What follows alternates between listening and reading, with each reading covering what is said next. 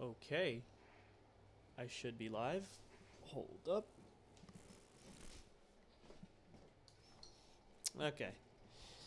I'm probably gonna regret this. So, KFC came out with their new game. Oh, wait, maybe I should, share the link. Hello, Jason. Do you know what this is gonna be, Jason? I hope you do. Oh, man. Let me just add the Philip. Ooh. Alright, nope, that's not it. Refresh. Come on. Am I not live? Oh, there it is. Found it. Okay, I'm gonna share the link. At here. Ooh. Okay, there we go. At here. Streaming for a bit. This is so stupid. All right, wait. Let me see if you can even hear me.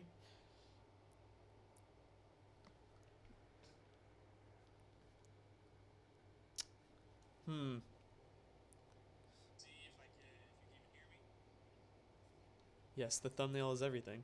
JP Tooney says door. Okay. So we are playing, or I'll be playing, KFC's newest and pretty bold marketing strategy. I Love You, Colonel Sanders, a finger-licking good dating simulator. Let's play. Okay, game's loading up. It's really loud too. I'm a couple days late for this one.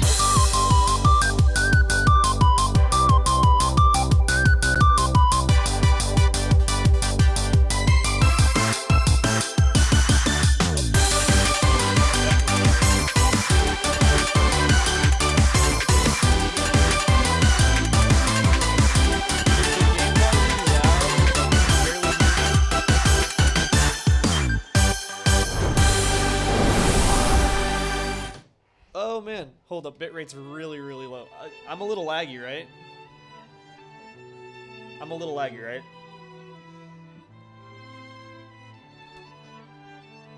Holy, okay, it is loud.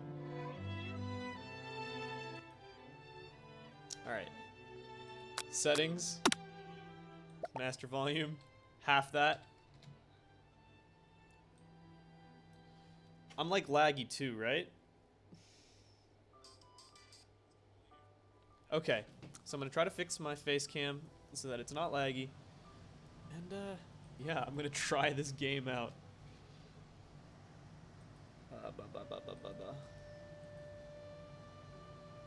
Yikes. Apply. Okay. Alright. Is it still laggy? Let me know. I updated one of my settings.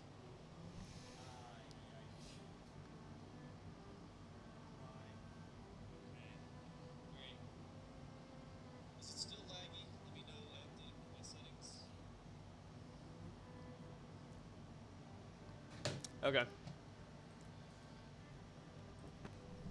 Alright, let's play this game. Back. New game. Okay. Welcome, chef. Before we get started, tell us your name. Let's go with Chris. Yeah, no.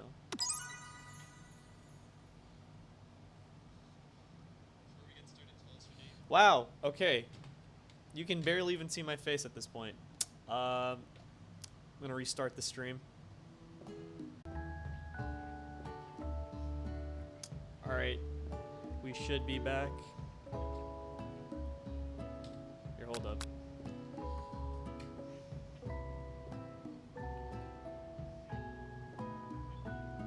Is it still playing? Oh! Shoot. Okay. Is it still playing? Guess the stream never went down. Oh, shoot.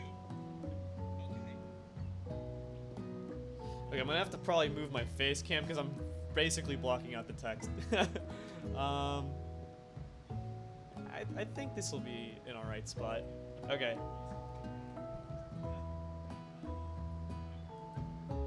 Okay, so the music's not loud. You guys can hear the game, kinda, I hope. Alright, let's play the game, okay? Oh jeez, this is so weird. You sleep softly as the morning sun casts a warm glow through the window of your modest student apartment. This is just strange. Like, I've played visual novels before, but the world is peaceful and serene. You could stay in the moment forever. Or you could wake up now. Your first day of culinary school is no time to sleep in. This chicken's really fucking loud. Okay. Cool, so the stream went down. Okay. Smack that clock up and at him. Throw the clock out the window and stay in bed forever. Oh man. Throw the clock. Yeah, throw the clock out the window. You slept through the school year and gave up on that once-in-a-lifetime opportunity to meet Colonel Sanders. Did I lose already? Are you fucking kidding me? All right, let's play again.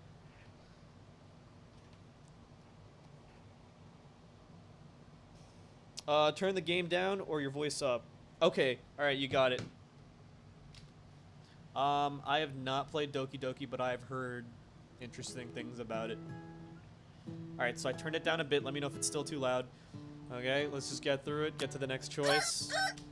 All right, we gotta get up. Get up for Colonel Sanders.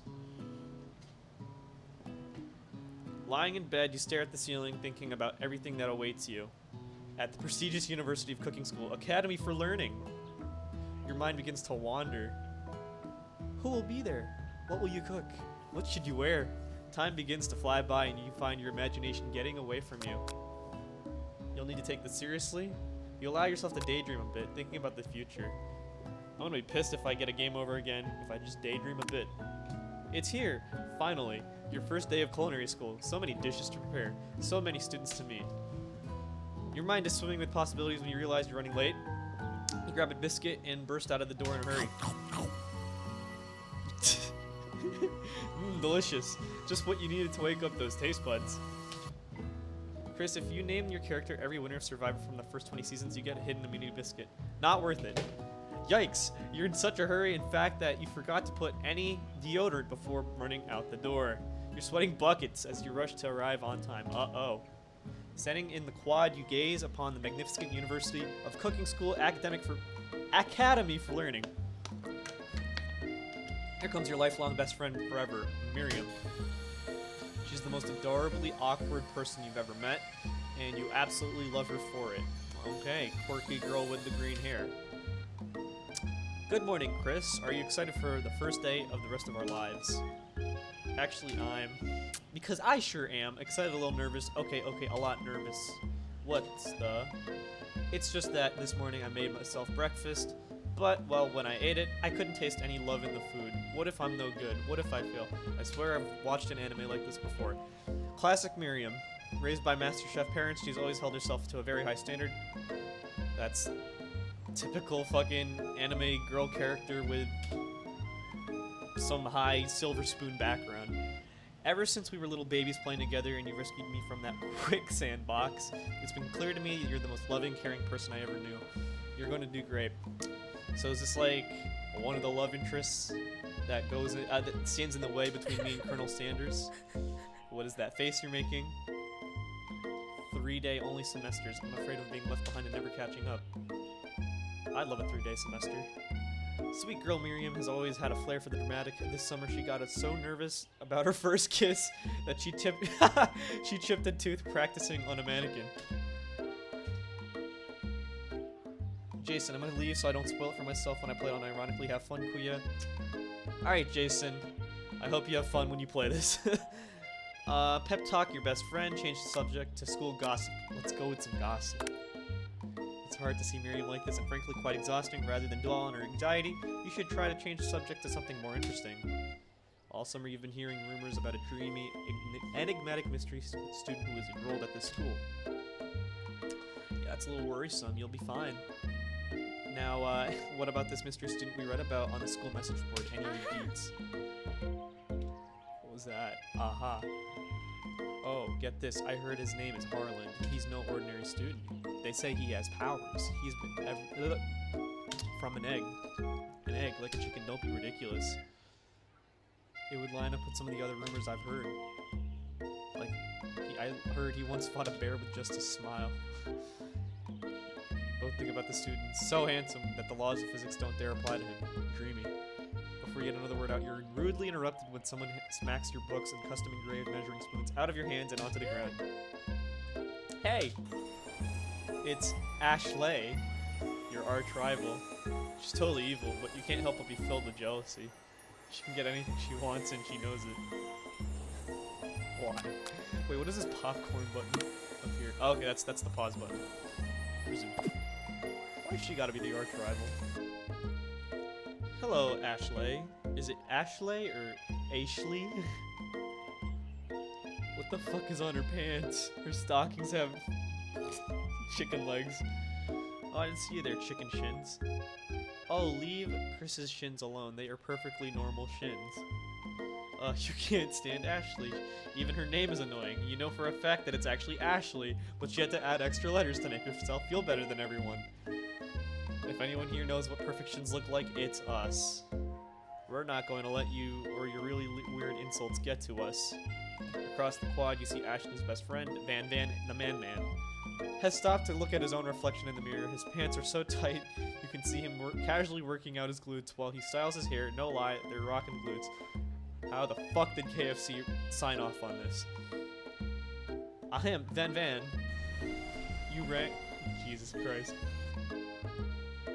You've never been sure what their arrangement is, but as long as you've known them, Ashley and Van Van have just been as close to you as you and Miriam, but substantially more devious. Hello, Super. And walk a foot long. Okay.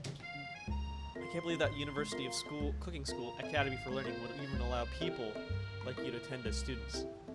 I know, right? You'd think they'd just hand us our diplomas now. Or maybe hire us on as professors. You amateurs could learn a lot from us. Oh god, KFC Master. Did someone say Colonel Sanders? Yes, I did. Bacon Thief, welcome. I'm confused and I'm new. I binged your entire series. You're lit, Chris. Thanks, man. Just doing a little live stream. Typically, I just stream whatever I feel like streaming. And this is the stream. With the first days of school about to start, there's just not time to properly tell these two off, so you resist the urge. Let's go, Miriam.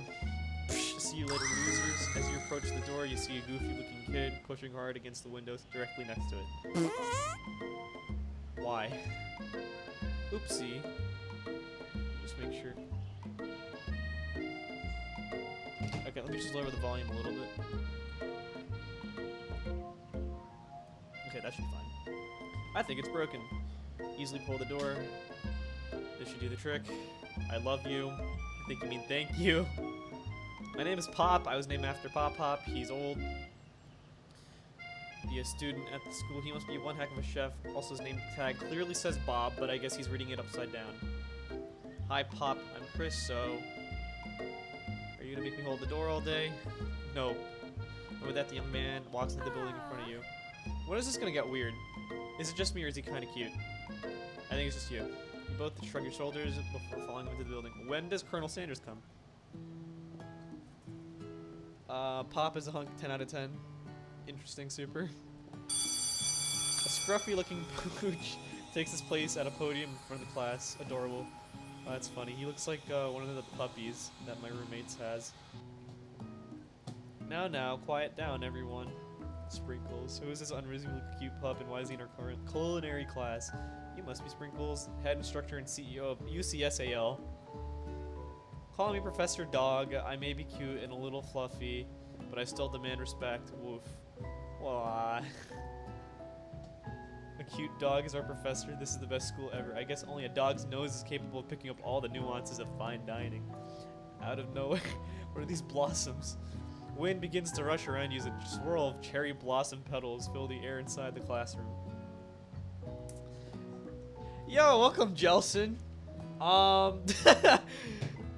You know, KFC's doing a cool little weird marketing campaign, and I'm playing the marketing campaign.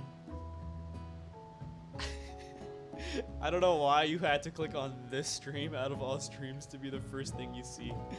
But welcome, Jelson. How you been? I'm chilly, someone closed the window. And then he walks in. Jesus Christ. You're immediately swept up in the aura of this new handsome and his remarkable goatee. Who knew anyone could be so handsome? Time stands still. It's him. It's... If it isn't my favorite student, Harlan. Wait, is that my name? I don't even know where the plot's going. Interrupt Sprinkles. Sorry, Professor Dog, before you can finish the sentence. Please call me Colonel. Colonel Sanders. A hushed murmur goes through blah blah blah blah blah. Suddenly the room is sweltering. Sweat begins to bead across your brow. You feel like everyone is looking at you, and you're not entirely wrong. And this over here must be sweaty. Sweats a lot. Maybe we should open the window. Back up. Before faucet pits, melts into a puddle and evaporates entirely. You two both know my name. We were in the same kindergarten class. And what is with all your really weird insults?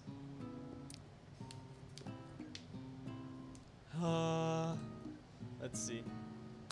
I don't even have a choice. You turn to find Colonel Sanders standing right in front of you.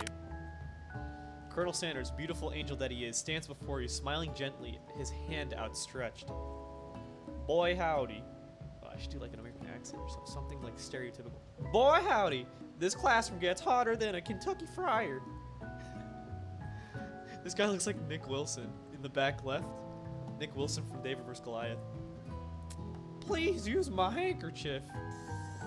You freeze. You freeze up. Colonel Sanders is talking to you.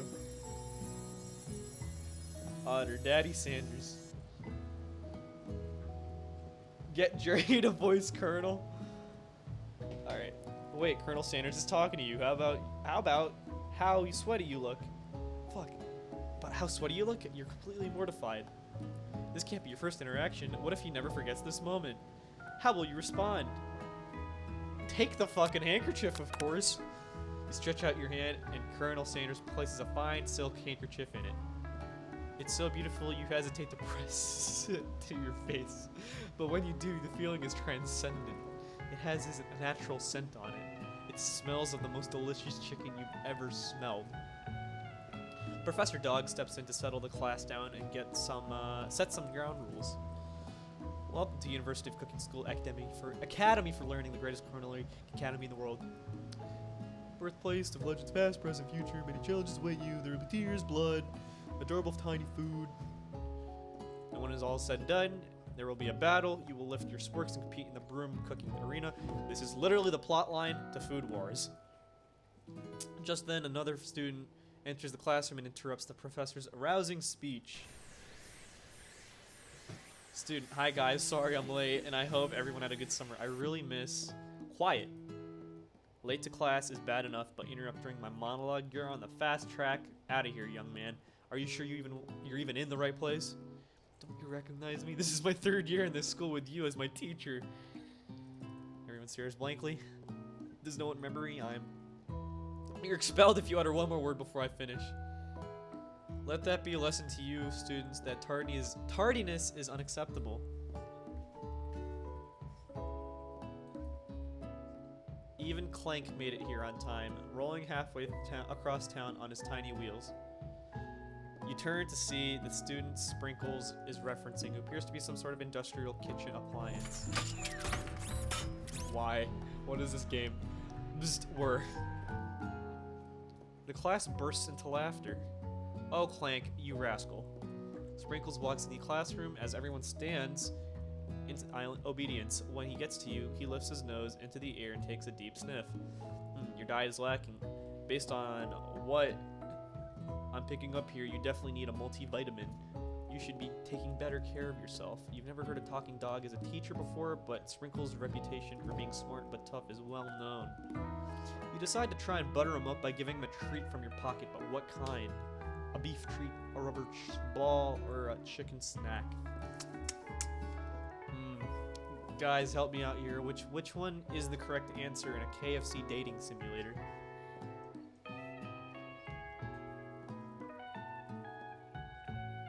Yeah, he's probably 100, but gotta make him young.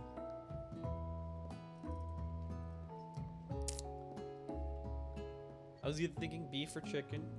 If no one else has any other answers, I'm gonna go with beef. Beef. You reach beneath your apron and return with a small bit of beef jerky in your hand. Sprinkle's eyes go wide as he locks onto it. Seems like it was the right option. Beef? Are you trying to give me a heart attack? I would never eat that. Never mind. You clearly do not belong here. Please, please remove your apron and then remove yourself from this class in this school. Wow. Okay.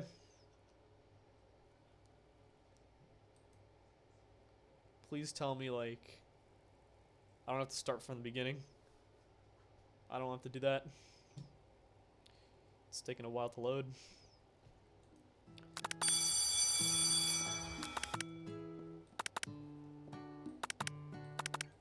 Oh god, how much do I have to, like, click? Click, click, click, click, click, click, click. Oh man, this actually sucks if you get something wrong. Click, click, click, click, click. It's either rubber or chicken. Take the handkerchief. I'm gonna do chicken because that would have been my next guess. Because, like, if this whole game is about KFC, they're gonna probably want to, like, hype up that chicken's amazing. Oh god, get out of get the student out of here. Keep going, keep going, keep going.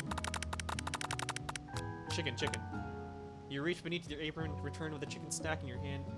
Goes wide as he locks onto it. His favorite. Thank goodness.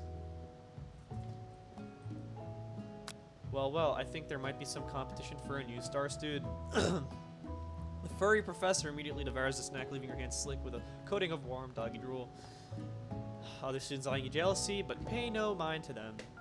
If you wanted to succeed in life, they should have learned the importance of carrying a wide range of dog treat flavors at them at all times.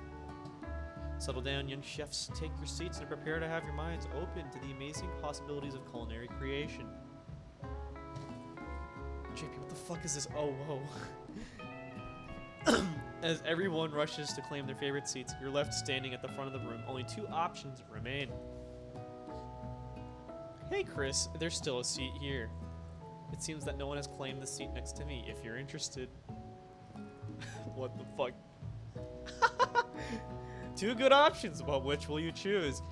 Hey, if the point is to get laid, I'm going with Colonel Sanders. You move to take your seat by Colonel Sanders. It appears he brought no books, pens, or pencils. However, wait a minute, is he a student here too? I thought he was like the principal or some shit. However, his perfect upright posture shows off a seriousness that makes you confident in his desire to learn. Thank you for offering me this seat. I've only had two rules. Do all you can and do it the best you can. It's the only way you ever get that feeling of accomplishing something. Man, I think I'm ruining this. That's so inspiring. A little off topic, if you ask me, but okay. As soon as you settled into your seats, the professor makes an announcement. Think fast. It's time for a pop quiz. Yay, a quiz about me. Jesus Christ. This incredibly important and surprisingly short quiz will tell me if you're ready for life at culinary school. Keep your knife sharp and your focus sharper. Question 1. If train A is traveling to point B and train B is traveling to point A, how important is it to wash your hands before cooking?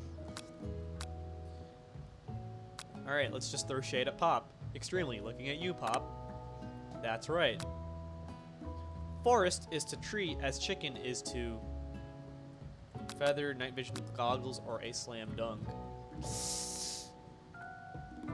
I don't see the correlation, I'm not gonna lie. Forest is to I guess it's feather. That's right. What is the most efficient eating utensil ever created? A comically oversized fork, a meat tenderizer, or a spork? It's probably gonna be a spork. That's right. What food is best for a broken heart?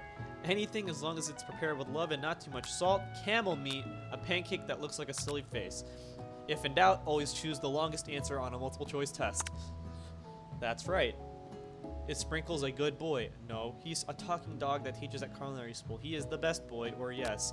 As once again, longest answer. That's right. Your total score is 5 out of 5. Wow, be honest, did you cheat?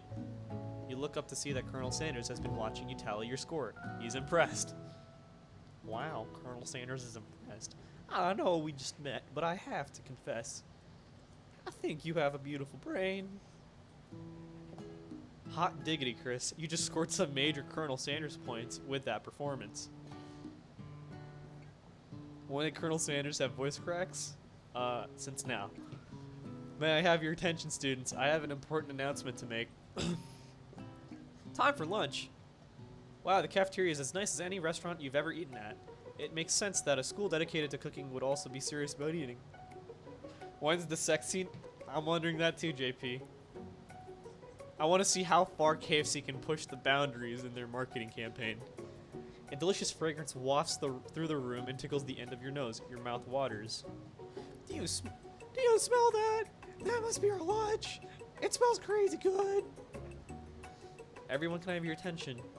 Is it about lunch? No, I just wanted to apologize for my tardiness. Ugh, no one fucking cares. Howdy, folks. I'd like to make an announcement. Hey, It's about lunch. Everyone cheers. But Shh. Lunch, lunch, lunch. She said shh. In honor of the new semester, I prepared something special to share with everyone for lunch. The smell I have smelled. You could voice act in KFC commercials and I wouldn't know. Ah, thanks, Super. Indeed, that smell. You hold your breath, waiting to see what food the mysterious student has created. You've heard that he's very talented, but were the rumors true? Is this? Colonel Sanders lifts a large bucket above his head. Its contents glimmer in the light. Piled high are huge pieces of chicken breaded and fried to a crispy golden finish. Wow, this is how they're gonna advertise their chicken. The aroma envelopes you, and you begin to feel warm and safe. Colonel Sanders has filled a bucket with chicken? What a novel concept! Your stomach begins to grumble as if to say, stop thinking and start eating. For years, I've been developing a secret recipe for the perfect fried chicken. By my calculation, nothing less than 11 herbs and spices are required to achieve the perfect balance of flavors. Oh, I should have said it in the accent. Damn it! But that's all I'll say about that. What you think? What? You think we want your stupid secret recipe, dude? Pshaw! Nah, my dude. Nah. I'm just drafting a last will and testament in case one of those ingredients is poison. Got him. He looks around nervously to see if anyone else is laughing at his sick burn. You wait to see what zinger Ashley has prepared to follow up, but she suddenly takes a different approach. Yeah, I was just like writing in my diary. Dear diary, today I smelled something beautiful. I knew at that moment that only the hands of a true gentleman could. Fried chicken so tender. You see her body language change from bitter and evil to sweet and innocent as she slides closer to Colonel Sanders. Oh no, she's not. She realizes that he is destined for greatness and fame with cooking skills like this. She wants them all to herself. Oh, please. Well, Van the man, if you don't want any, I'll take his. Whoa, hold on. I guess I'll try it. He takes one bite and his eyes grow wide. He starts contorting his face as he tries to hold his pure exhilaration and act unimpressed. Easy now. There isn't enough for everyone. Please, my fellow classmates, dig in. So he is a student. All right. You take one of the pieces of fried chicken out of this bucket and sink your teeth into it. It's amazing. Tasting Colonel Sanders' food transports you to another dimension. I'm waiting for everyone to start praying to Colonel Sanders. Oh boy. Alone with your taste buds gripping a drumstick in your hand, you float weightlessly. Focus your mind and meditate on this moment. Try to identify every flavor, savor the moment, and everything that tells you about Colonel Sanders' culinary heart, or swim towards the light. I'm choosing the longest answer again. The flavors in your mouth are beautiful. In your mouth are beautiful, pure, heavenly. What a guy. Alone with the flavors, you feel something that only can be described as love. For a man? For a flavor?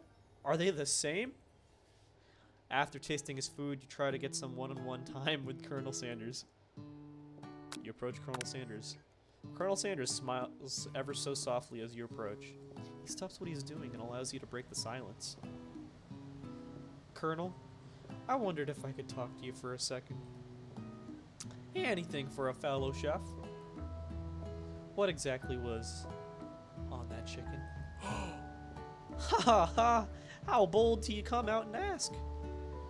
It's an idea I've had for a new combination of flavors that will make me my fortune and establish my legacy for all time as I open a chain of highly successful fried chicken restaurants. No big deal. It's just you and me here talking. I can keep a secret. In fact, I've got some of my own that I'd be willing to trade. What's the rush? The semester's only getting started. We've got 2 more whole days to get to know each other. Oh boy. He's clearly not going to give it up easily, but it doesn't hurt to be persistent. Take notes, take notes. You know what they say about secrets, Colonel. Shouldn't learning be fun?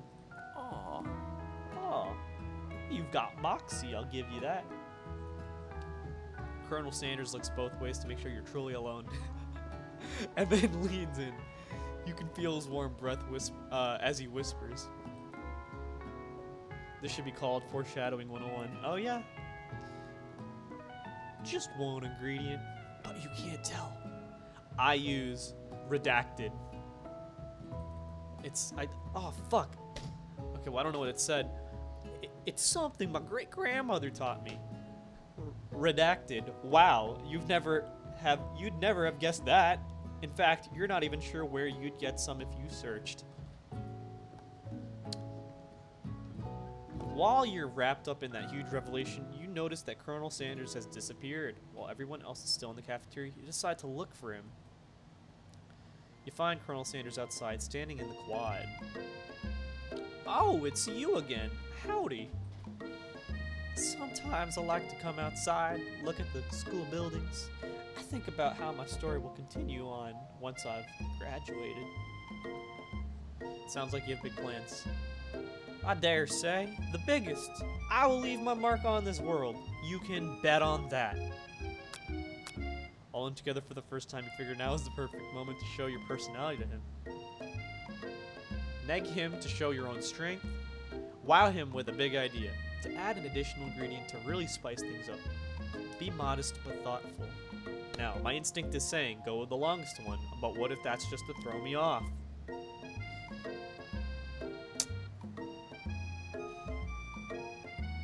Show your personality to him. I think that's the clue. Be modest but thorough. No, but thoughtful. Put out. Neg him to show your own strength. Wow him with a big idea. I mean, we're talking about spicing things up, right? You know, about that, I was thinking about your secret recipe. I don't doubt it. It has a way of leaving an impression on all who taste it. Oh boy, I don't know. I'm not really standing out, huh? You decide to show him that you also know a thing or two about blowing minds with new flavors. I actually had some thoughts on how you can improve it. Improve it? You want to change my secret recipe? And you think you can do better? Have you ever heard of habanero peppers? Heard of them? I tend an entire garden of chili pepper varieties. Habanero, poblano, cayenne. But that's not the point. You can't just toss new ingredients into my secret recipe and expect to improve it. Fuck, I was wrong. I knew it. It was a fucking red herring. A recipe is about balance. It involves careful consideration and refinement. I didn't mean to. Let this be the last time you improvise on my recipes, Chris. I'm headed back to get to class for the next lesson. Fuck. That certainly didn't go as planned. Ah! Ah! You'd better head back inside, but you wait a moment so that Colonel Sanders doesn't think you're desperately chasing after him.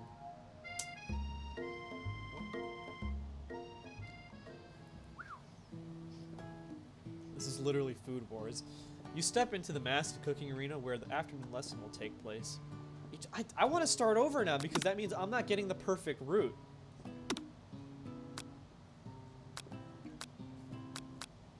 Oh, okay, so I'm like a third of the way through. That's good to know. Y'all, should I restart? I don't think I'm gonna get the perfect ending. I don't think I'm gonna get the sex scene.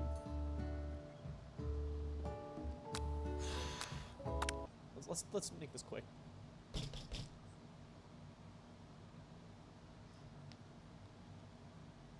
I want him to be happy, you know?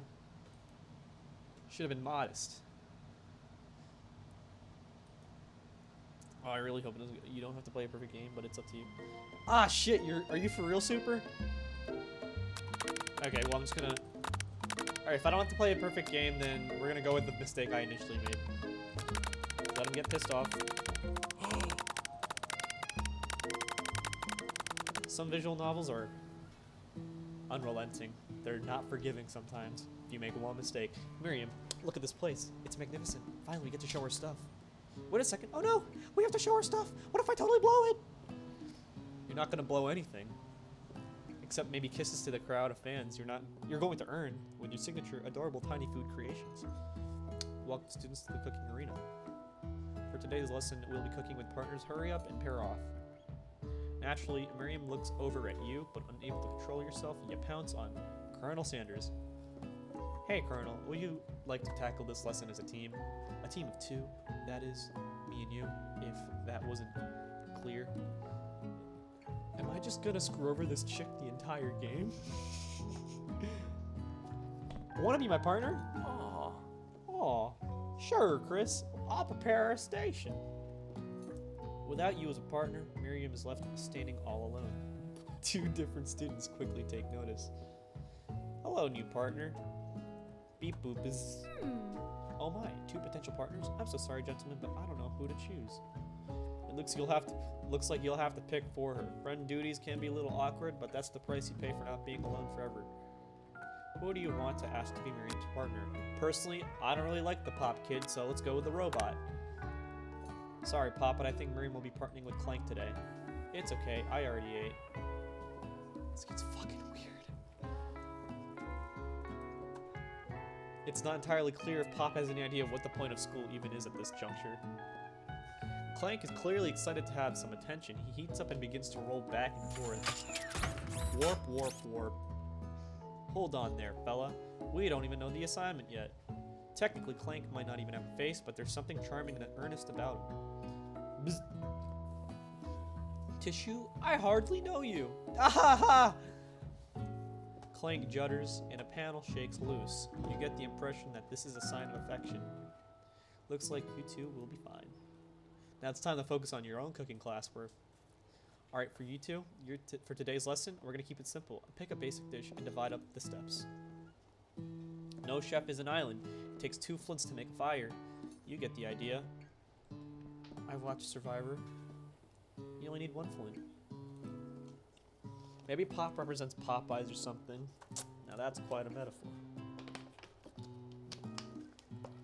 Which dish do you suggest to your partner, Colonel Sanders? Steak tartare seems easy enough. It's fancy, you don't even need to cook it. Using octopus will blow Colonel Sanders' mind. Your grandmother's mashed potatoes and gravy. Something tells me. Let's do the octopus. I was thinking about maybe trying something exotic, maybe a dish that incorporates octopus in some way. I'm more of a down-home type of chef myself. What type of something that, go with me here, walks on land? Actually, there are certain types of octopus that do leave the water. For instance, have you heard of the Abdopus aculeatus? Aculeatus? It leaves the water to hunt for crab. An octopus that walks upright and hunts crabs? I've heard everything, but the world truly is a marvelous place, ain't fuck, isn't it? Octopus? Crab? It sounds like you're describing one of my signature dishes. Are you trying to steal my thunder? Boys, boys, boys, what's with all the hostility? Has the competition been, like, moved up to today? How dare you try muscle in on my culinary territory? Nobody better touch a cephalopod without going for me first. I think there's a bit of a misunderstanding. Nobody's muscling in on any mollusks. We were simply discussing today's assignment. You can cut the tension in here with a chef's knife, which makes sense because chef's knives are usually pretty sharp. Look, we were just talking. I'll happily step back from any and all seafood. You know what? I'm just gonna make mashed potatoes and gravy. I know my grandmother's recipe by heart. Keep the tentacles. You begin to peel and boil potatoes and try to extricate yourself from this thorny situation, but the new rivals aren't having it. I doubt you even have the capabilities to work with ingredients so delicate. You should probably stick to microwavable dishes. Unlike my friend Bam Bam, though he may be the man, I have no doubts whatsoever about Colonel Sanders' ability to concoct creations worth admiration. After all, your fried chicken was quite spectacular. But Colonel, if you ask me, I might make a better partner for you than this thing that has positioned itself at your station. Hey Kid J, hey somewhere. Don't you feel deep down that we cast complementary shadows? We fit together like a thigh and a drumstick. It just makes sense. Nothing about this makes sense, but one thing is clear. She's coming for Colonel if you don't watch out. And if Chris and Van Van are so both inclined to the sea, perhaps they should go there together. Ashley? Are you suggesting I share the secrets of my special saltwater sauce with this novice? I'm disappointed in all of you. Ashley's really going at you hard. You need to ask for some backup here before things get ugly. Turn to Colonel Sanders Hunker Punks in your time of need, or turn to Miriam, your forever bestie who always has your back. Here's the problem. Colonel Sanders could just be like, I don't know this guy. Why do I have to help you? But Miriam has always had my back, so let's go with Miriam. Ashley's a gold digger. Yeah. You turn to your Miriam, and as soon as you find her, she senses it and looks back. This girl's friend and need radar is second to none. She immediately comes running over. Is someone threatening my friend? I will destroy them. I actually think that Ashley and Van Van were just leaving you in the dust vis-a-vis my skills as a chef, perhaps, but stepping away from this competition, you are sorely mistaken. Miriam, you're a loyal friend, but Chris is my partner for today's activity. You look for Sprinkles in hopes he might step in, but he's nowhere to be found. Darn those cute corgis and their short but sturdy stature. You look down at your station and realize in that tension of the moment, your hands have been cooking on autopilot. Distracted by the drama, you've already crushed the boiled potatoes in a perfectly creamy mashed texture, with plenty of butter and cream flavor. It's as if your natural passion guided you through the steps you know so well while your attention was elsewhere. Oh boy. I know just what to do. Colonel Sanders extends his hand. He's holding a beautiful white horse and gravy boat, out of which pours a smooth brown gravy, smothering you in nearly finished potato dish. Gravy flows down that mound of mashed potatoes. I haven't had dinner yet. This kind of looks good. The results look spectacular. Granny would be very proud. Colonel Sanders holds a spork out to you. You reach out and grab a hold of it, but he doesn't immediately let go. The two of you stand holding the same spork, and for that small moment, all the madness and pressure in this crazy world stops. Your eyes lock. The moment is electric. Time stands still. If you love something, set it free. Together you dig the utensil into the mashed potatoes, and you lift a heaping sporkful up. When you see Ashley with a sinister look, you know she's plotting against you to be with Colonel Sanders. I say, why don't we all just have Colonel Sanders? And then, filled with rage and without thinking, you fling the sporkful of mashed potatoes right into Ashley's stupid, beautiful face. Van Van, do something, do something! Scooping up a fingerful, Van Van tastes the dripping mashed potatoes and gravy and realizes that it's delicious. Horrified by this revelation, he slinks away. Will he ever be able to cook something with so much love and integrity? Hold on right there, Chris. We do not waste food in the broom cooking arena. Colonel Sanders, I expect better from you. If you throw one more spoonful, we both better be prepared to eat it from wherever it lands. Mashed potatoes. Can I have potatoes face? Van Van rushes back, a covered dish in his hand. Mashed potatoes with gravy? Pathetic. In just a few minutes, I prepared a full meal. Gaze upon my specialty, braised tentacle of octopus in my silky saltwater sauce. Played on a battle axe blade forged by my supreme chef ancestors. Soon, we'll vote for me on JSword. A vote for me is a good vote. Love me or hate me, I'm spitting facts.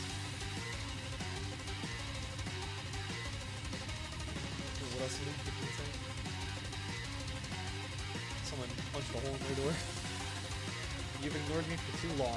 That ends now. It is I who will have the first fight, and you will all look on with envy. He rushes at Van Van and swipes a bite of his signature dish right off the plate. No, don't. Something about this dish doesn't strike my nose quite right. I think the octopus was rushed and may have turned in the process. The results could be toxic. Too late, it has been eaten. Someone's gonna die. I think I left something in the oven. I don't feel so good. It killed him! Everyone step back, don't take another bite. When you look back at the plate, the rest of it is gone. You notice the tip of the tentacle being slurped up by Pop's mouth. Pop winces in pain for just a moment, then is almost immediately back to his oblivious self. Oopsie. It's so weird. It tastes like poison. The entire class is gathering to watch Pop's final moments. Shock has frozen the whole crowd. They are as motionless as statues. Class bell rings, disrupting the moment. How many more, like... I'm still in the 3rd chapter. Damn. Disrupting the moment and snapping everyone back to reality. It would appear that Pop's enthusiasm for trying new things despite obvious danger has inoculated him against poisons of all kinds. We love plot armor. I'm not sure that professors here make enough money. Ghost, hello? I just turned into a ghost over here. Seeing that you're shaken up by the really annoying student and all his nonsense, Colonel Sanders approaches you. I'm sorry you had to go through that. Please let me walk you home. What? Like, for real? Oh, come on.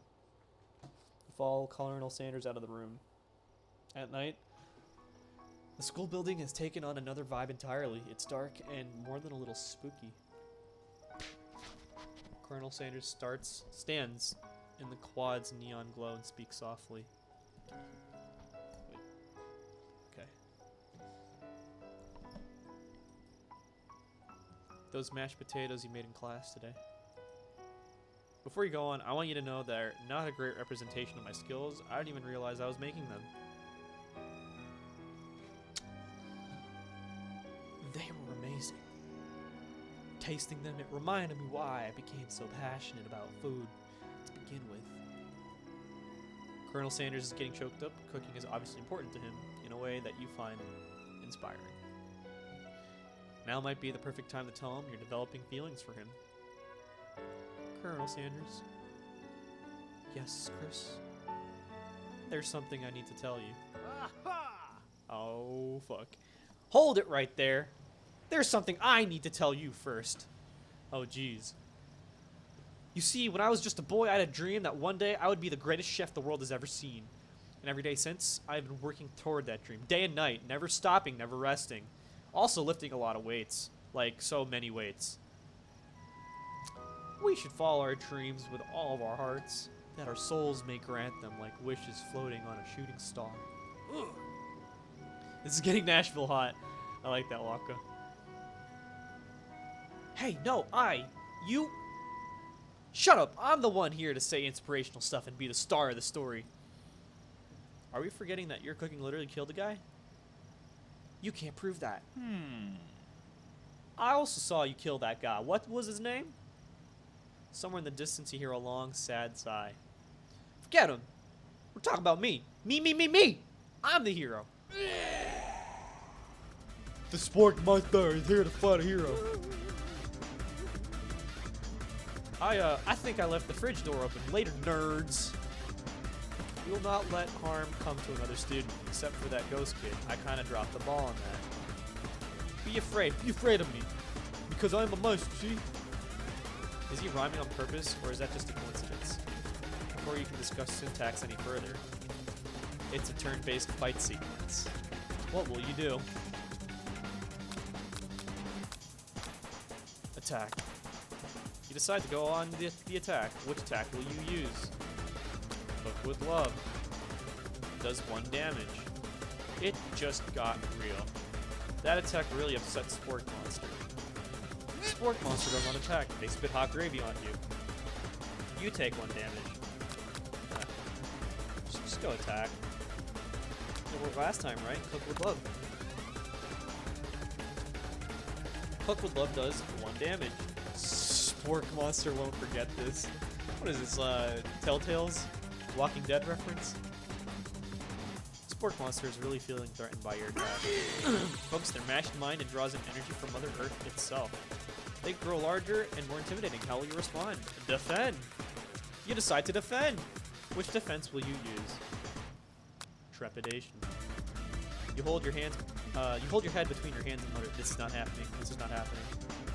Sport Monster is no quitter, buffed up and ready to rumble. They go on the attack once again. Uses utilitensile.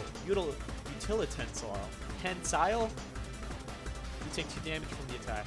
If you take much more damage, you're not going to survive the battle. Attack. You decide to go on the attack. Cook with love. Cook with love does 1 damage. He's using cheese sauce on the lawn with the quad. I wonder who is going to have to clean that up. Prepares for its ultimate attack. Rounded edge. Vile villain! Your reign of terror stops here. Colonel Sanders summons the energy of 1,000 chickens. Pot pie power pinch. Pot pie power pinch does 10 damage. Sport Monster is defeated. You saved me. An injured Sport Monster spews steam into the night. You need to see him right in chapter 4. Oh crap. Forget mercy, finish him, or spare the wretched beast. Well, if we're being taught to not waste food, maybe we should spare the wretched beast. You manage to tempt down your disgust at the sight of this gnarly beast long enough to realize that he is still a living creature with a soul who deserves your pity, not your wrath. Be gone, beast, and don't you dare come back for a follow-up encounter tomorrow. I won't forget this, and I certainly won't be back, like you said. Scribbles off. The defeated monster left behind a special item. Hold up, let me just see if I load this. Is this chapter 4? Good. It first appears to be a cookbook, but upon closer inspection, it is so much more. It's a book of magic spells with a golden chicken on the cover. You open the cover and find a library card tucked in. The last name to have signed it is Borko. If it's Borko, then that might be like the chicken, or the dog. Okay, then last name is Borko. Borko, that name sounds strangely familiar. Your blood is pumping as you stand in the quiet of the night, holding the mysterious book in your hands. As you come down from your battle buzz, you realize that your final attack has left you completely depleted. The world around you begins to fade away. Without inner energy to keep your eyes open, darkness overtakes you. The image of Colonel Sanders flashes before your eyes as you fall asleep. He must have helped you get home. In your tired state, you don't know if you even could have made it without him. What a guy. I'm kind of hungry, I'm not gonna lie. Let me get a bag of chips right now. Doritos spicy nachos, or you know what, yeah, I'll go Doritos spicy nachos. Don't know what I'm having for dinner yet, I'm not gonna lie.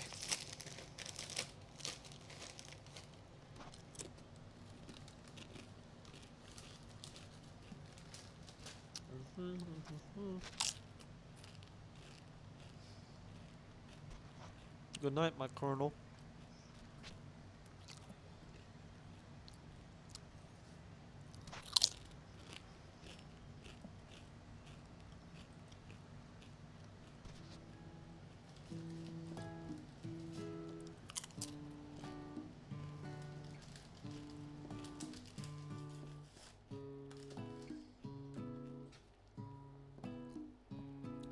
Are you saying they don't do those Locos Tacos anymore?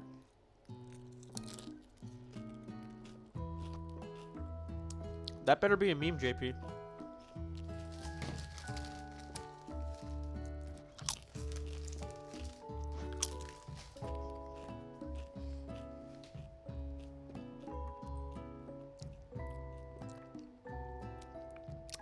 Sure, that makes sense.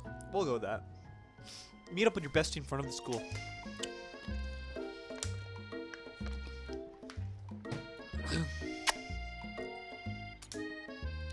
Okay, I know this might sound a little strange, but I think I might be, I think I might like Clank.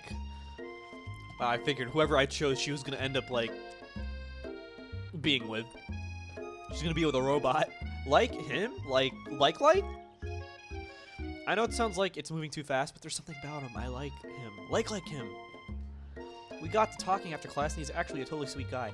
Not only that, but he's really smart. He told me all kinds of stories about Colonel Sanders. JP, what?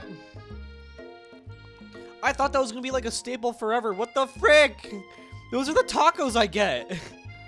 No. That deserves an F.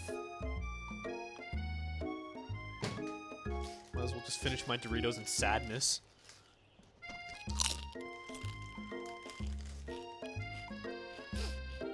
This don't feel right.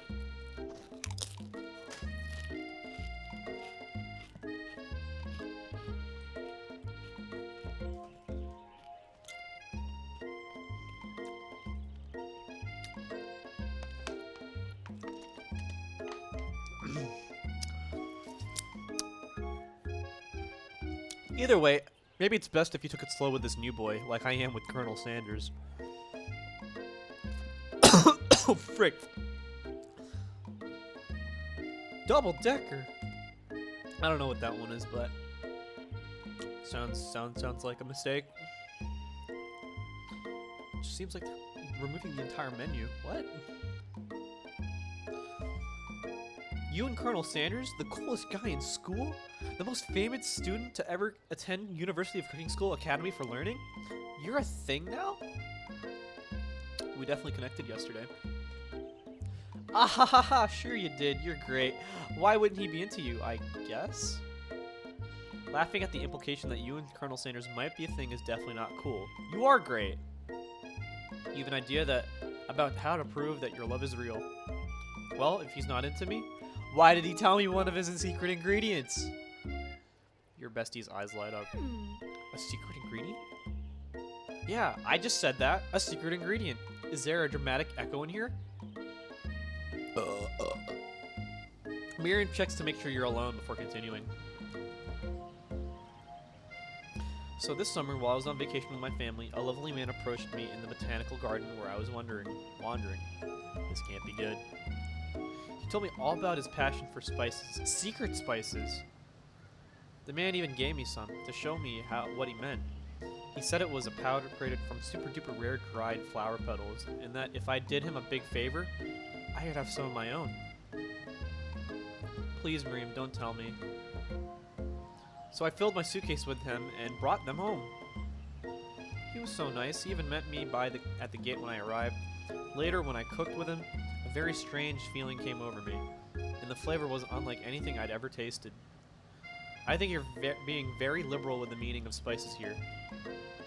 Whatever, anyhow, we both share an interest in cooking, so we've stayed in touch, you know, like pen pals. I bet he would love to know more about new spices. Well, I'm definitely not supposed to share Colonel Sanders' secret recipe. Besides, I only know one of the ingredients, so I doubt it'd be much use to anyone. Please, please, please. It would mean the world to me. No one has to know it came from you or Colonel Sanders.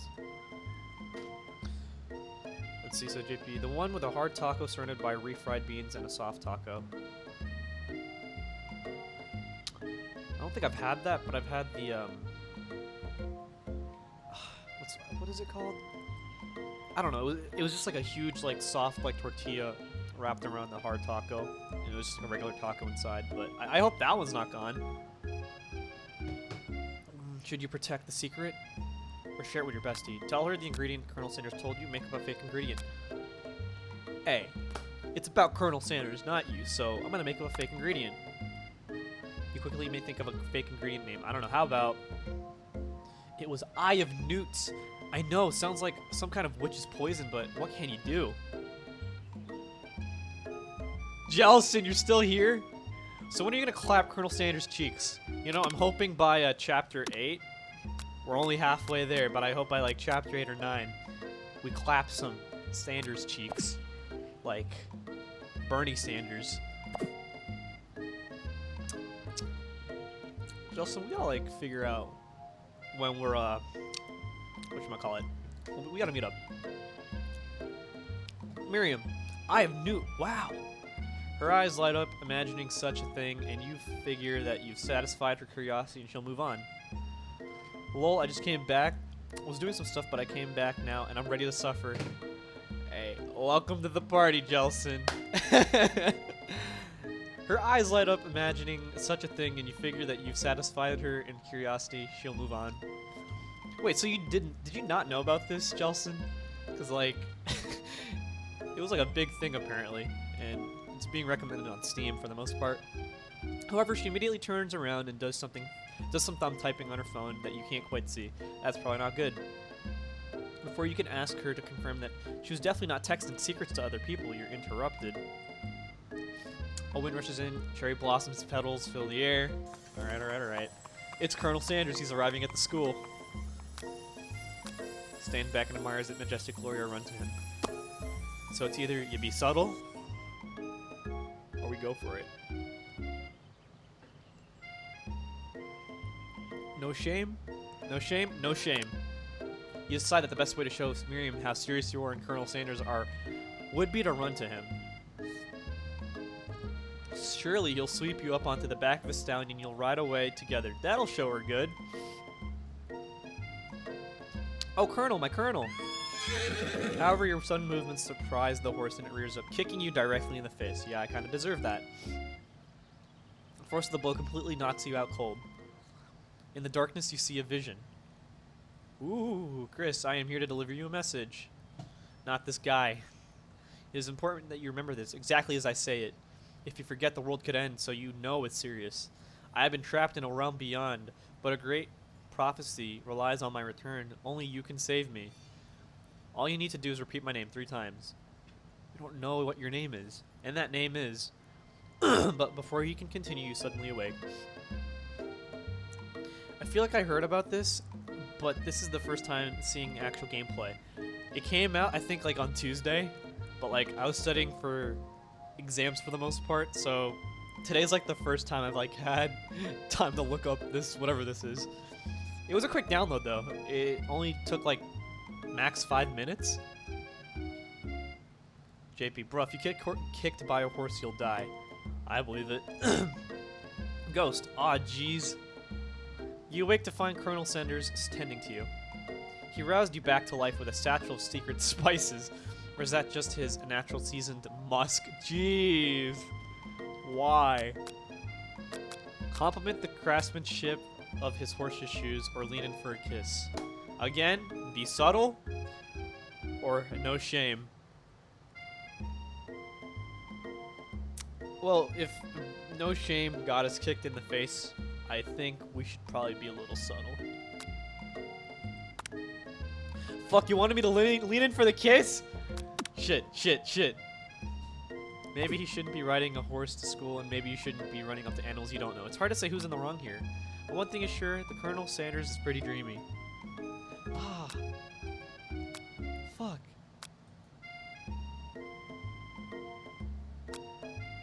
Fuck. Wait. I'm gonna load this again. I wanna see what happens when you try to kiss him. We're gonna click through this fuck. Oh, all of you guys wanted no shame. Wow. You guys better not be ruining my chances. Click.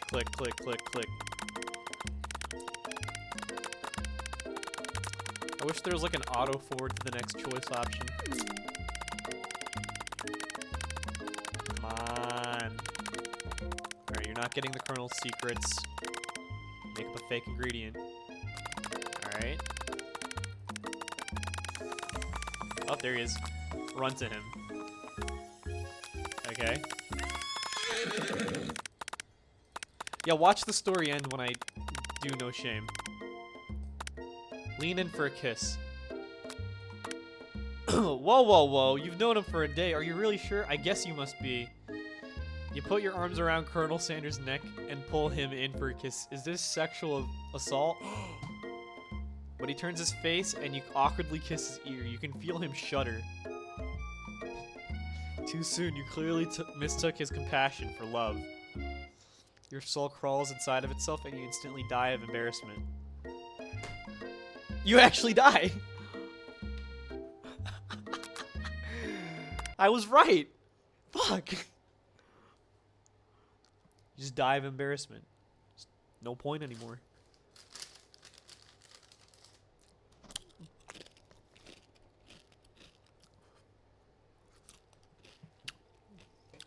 Oh, come on!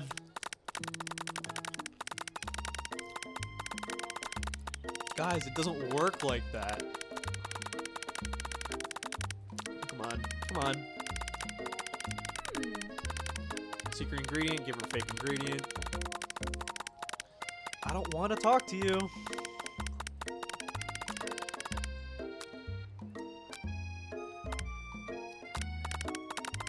Alright, I'm gonna run to him.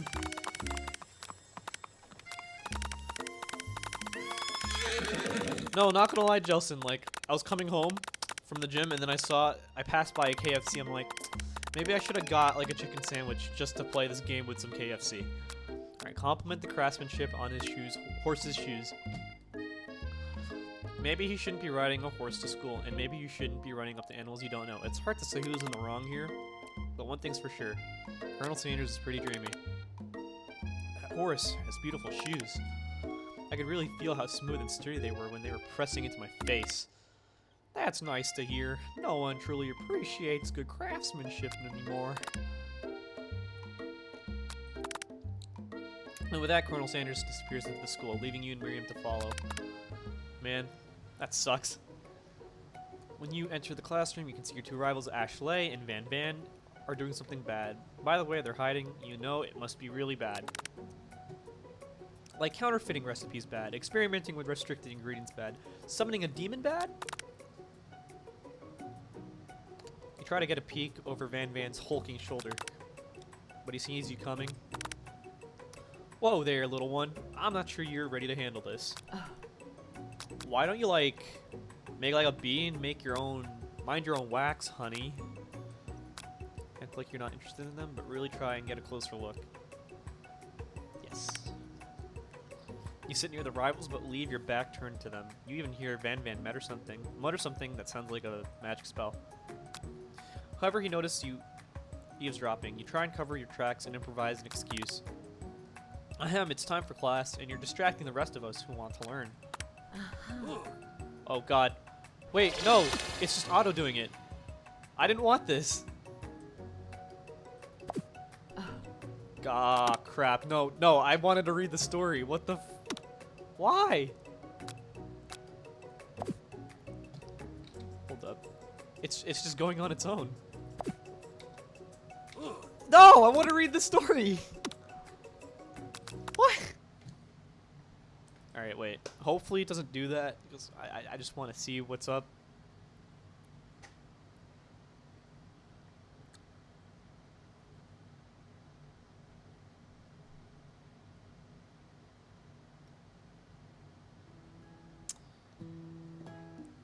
Okay, okay, well, I guess that must have been a glitch. I don't know how autos went like that.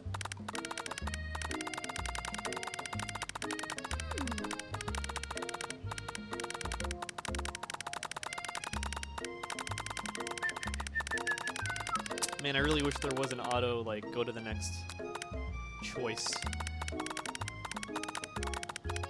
But we live in a day and age where you can play a visual novel, a Japanese-styled visual novel of an American corporate fried chicken brand.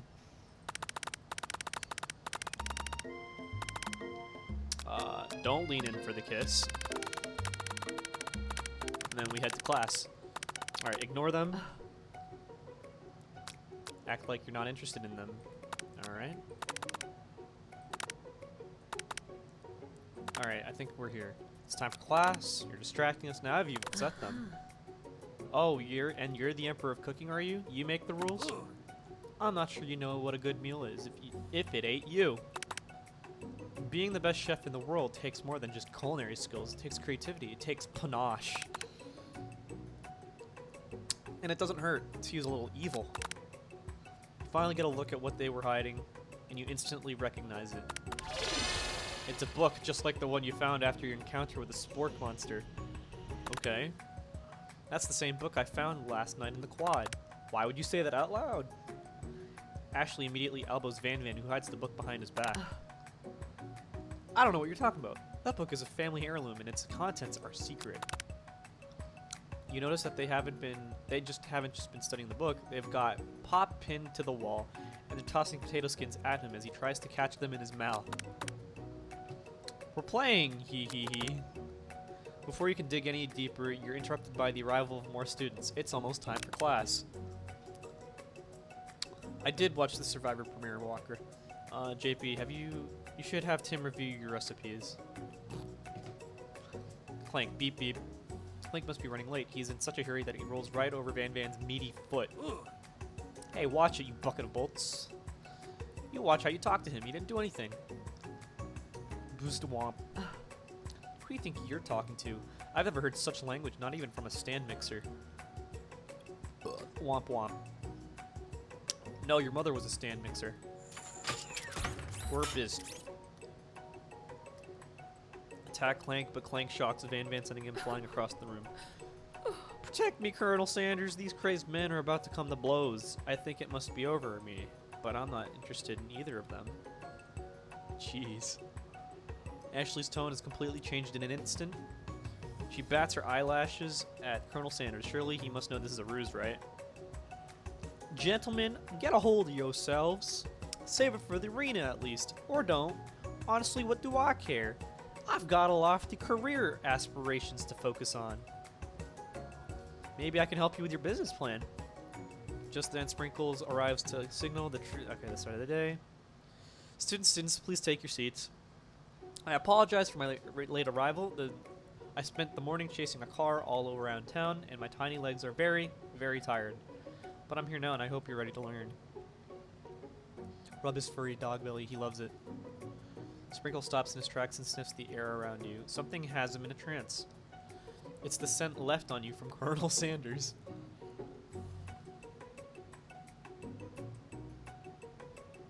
Sprinkles jumps on you and licks your face. Down, boy, down! Off topping! Walk foot long. That chick went to the island. The island is so annoying. She's alright. That command shouted by Colonel Sanders has snapped Sprinkles out of his trance. I wonder what's up with that. Sorry, I got a little carried away. After he catches his breath, Sprinkles regains control of the classroom. Without further ado, we'll review the global history of my favorite fowl, the chicken. You want to pay attention to the lesson, you truly do. Which is why in 1776, signing the Declaration of Independence, it was the chicken who first signed their name. Well, you can't help but daydream about Colonel Sanders, and you miss most of the important parts.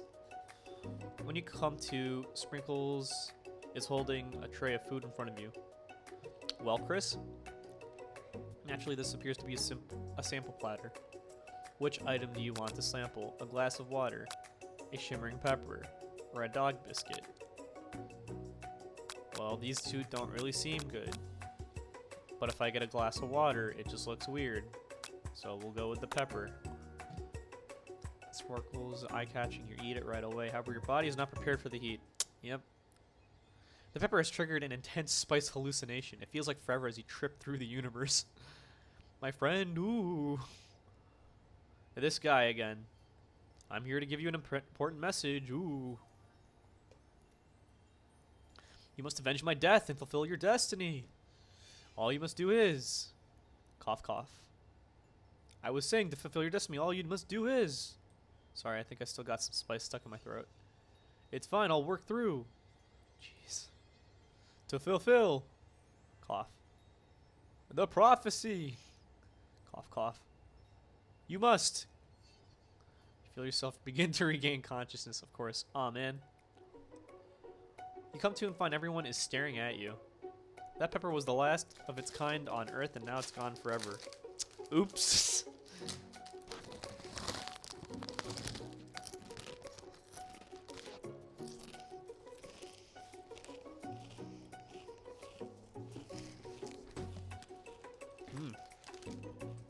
We all make mistakes. Ah.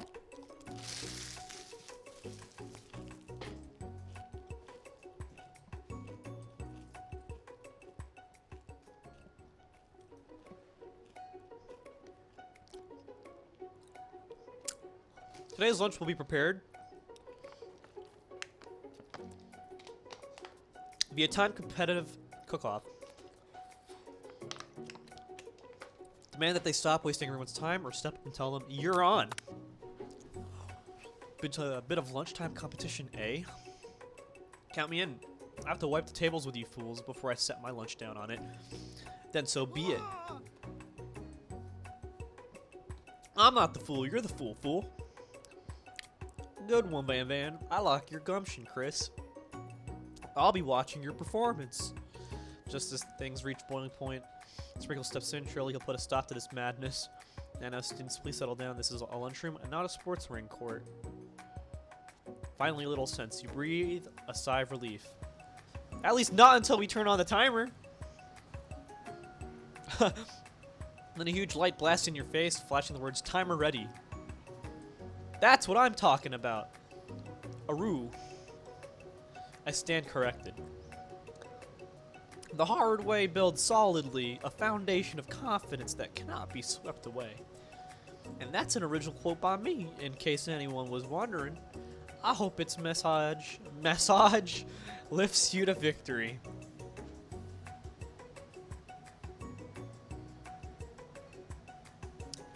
Like a diamond, I was formed under pressure, and now is my chance to shine. I will defeat you myself. You had his chicken, and you made mashed potatoes and gravy on day one, and you're feeling like you can really impress him again here. It's time to boil some water for the potatoes. Think fast. If the timer runs down, you'll be forced to pick randomly. Ah, shit. It always boils 100. Ah, sure. Fuck. What were you thinking, Chris? Get your head in the game. You're gonna need to season the chicken before you cook it. You don't know Colonel Sanders' recipe exactly, but you have an idea. How many herbs inside? 11? Come on. Come on! 11. You might not know all the ingredients yet, but at least you're headed in the right direction. Tail wagging intensifies. Now that you've got some basic steps going, it's time to elevate your craft. What state of mind offers the most flavor? Vigilance, trust, or gratitude? Vigilant! I didn't click it! I'm begging you to get it together, get it? I'm a dog. It's never the wrong time to do some dog jokes. Your classmates are rooting for you, but Ashley is simply stronger and faster than you. You better pick up the pace if you want to survive. When you were a child, your father told you to never forget where you came from. Every day you meditate on this advice and draw energy from that place.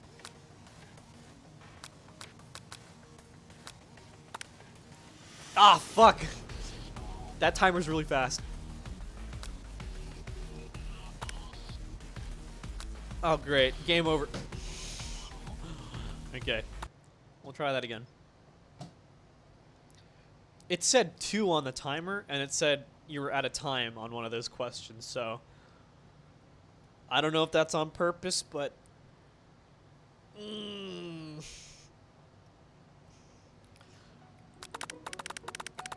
Okay, you're on. Alright, let's play the game.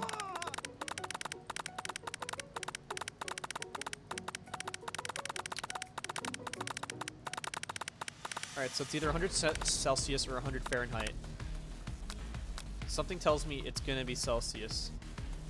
Oh yeah, it is Celsius. Okay.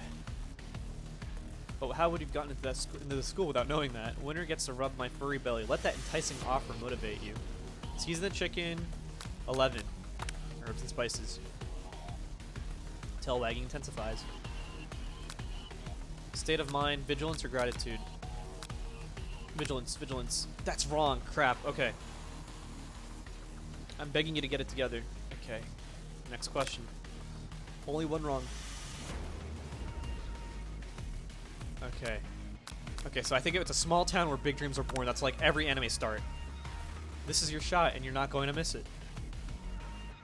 What do you just click on? A good old let's play, Isaac. Aru.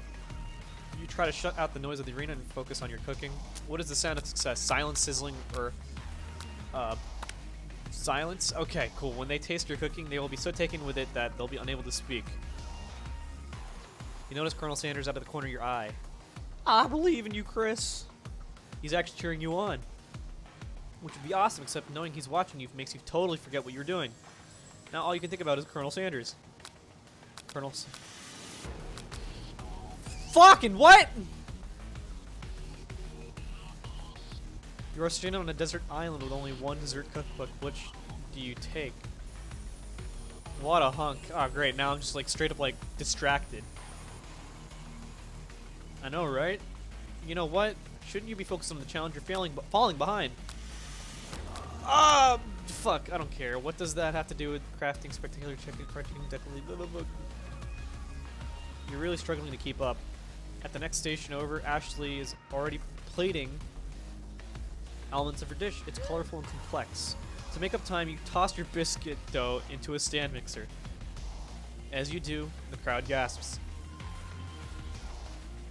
Yikes. JP, are you gonna rip these questions off for the Season 8 app?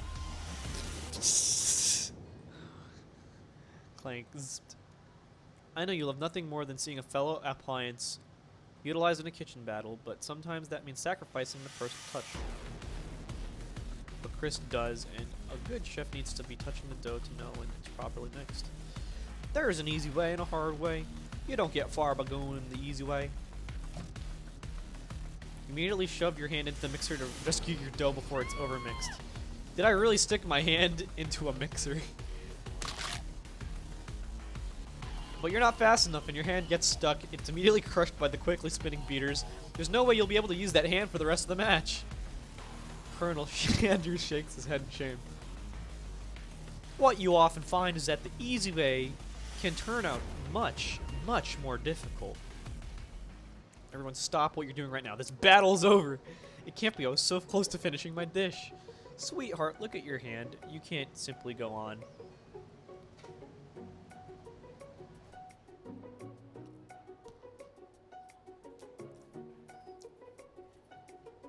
Ashley, oh, that's too bad. And here I am with a completed dish ready to serve. Surely that makes me the winner by default. No, it wouldn't be fair to compare the two, on account of Chris's injury. You see, Sprinkles begins to lick his doggy chops as he locks onto the dish. But I suppose you should at least tell us what you prepared. Well, because I'm the sweetest, I skip straight to dessert. Under the white chocolate dome, you'll find a wide array of delights, taking over on a journey of flavor that tastes good as it tells a story of excellence. I was going to ask Chris to do the honor, but since you're injured, I'm afraid that pouring this creamer of delicate hot chocolate sauce might be too difficult. Colonel Sanders, if you wouldn't mind lending me your strong, steady hand. Colonel Sanders pours the hot chocolate sauce on top of the dome, causing it to melt away, revealing the ingredients hidden within. Oh my god. Inside, you'll find a delicate fried cheese croquette atop a slice of honeycomb, ice cream two ways, tender nougat, and pearls of blueberry jelly. Gelée? Oh, thanks, Waka. Thanks, guys, for the 2K subs. But perhaps not impressed as he dips his finger in the chocolate sauce. Simplicity isn't your strong suit, is it, Ashley? Oh, you hee. As he places a sauce-covered finger into his lips, Ashley leans over and whispers something into his ear. A dab of sauce sticks to his mustache. Internalize the rage you feel. Put yourself between Colonel Sanders and Ashley. Tell him how I really feel? Or just keep it in? Because I know this is probably what Ashley wants. Wants me to be mad.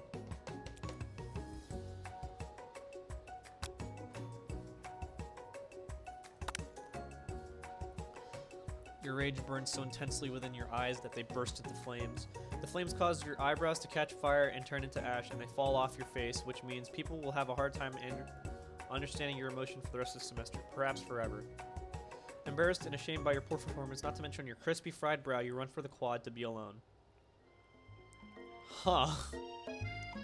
The beautiful weather feels like an insult. Inside of you, a storm rages.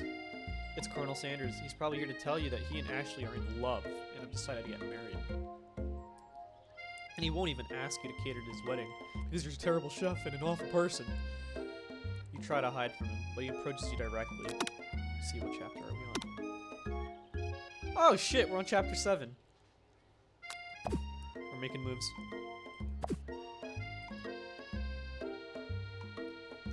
I know you're hurting right now. Not just from the devastating loss, but from that run-in with the mixer and that small fire. We should get that checked out. Fine, can't you just leave me alone? I'm a loser. I'm not fit to fill your fryer. I'll never be a master chef. Failure is a part of life, not just for you, but for all of us. Do you think I've never faced failure at anything before? That's exactly what I think. Well, think again. I wasn't always the man that you see before you. Enrolled in culinary school, incredibly handsome, successful, motivated. Well, handsome for sure, but I was born that way. But I've walked other paths and arrived at dead ends. I was passionate about life, but I failed as an obstetrician. Obstetrician? Just whatever. I was passionate about justice, but I failed as a lawyer. I was passionate about livestock, but I even failed as a mule handler. That one was especially humiliating. Mules can be so cruel. I didn't know. People see me in my delicate ribbon tie and my well-kept beard and assume that I've got it all together, which is true now, but it always hasn't been. Sounds like this guy could really use a hug. I resolved then that I was going to amount to something. No amount of hours, labor, or money would deter me from giving the best I had to give. As Colonel Sanders changes focus, you can see something ignite inside of him, a burning passion. One has to remember that every failure can be a stepping stone to something better. My new dream is pure. It's honest. It's something that a humble man in a crisp white suit can be proud of. I'll create a new chain of chicken restaurants that will bring joy to the entire world and make up for my past misdeeds. Yay! Fucker. Just as your moment grows intimate, you're interrupted by a threatening, shadowy presence. Battle scarred from the night before, you prepare for the worst. It's the Spork Monster. Borko? It is I. I know I said I wouldn't be back, and after the whole fight to the death thing, maybe you don't really want to see me anymore, but I just wanted to say I was wrong to attack you and I apologize. I know what it's like to always look over your shoulder. Monster problems, am I right? Aw, thanks, Borko. I'm glad there are no hard feelings. Getting jumped by a giant creature in the dark of night can really rile a person up.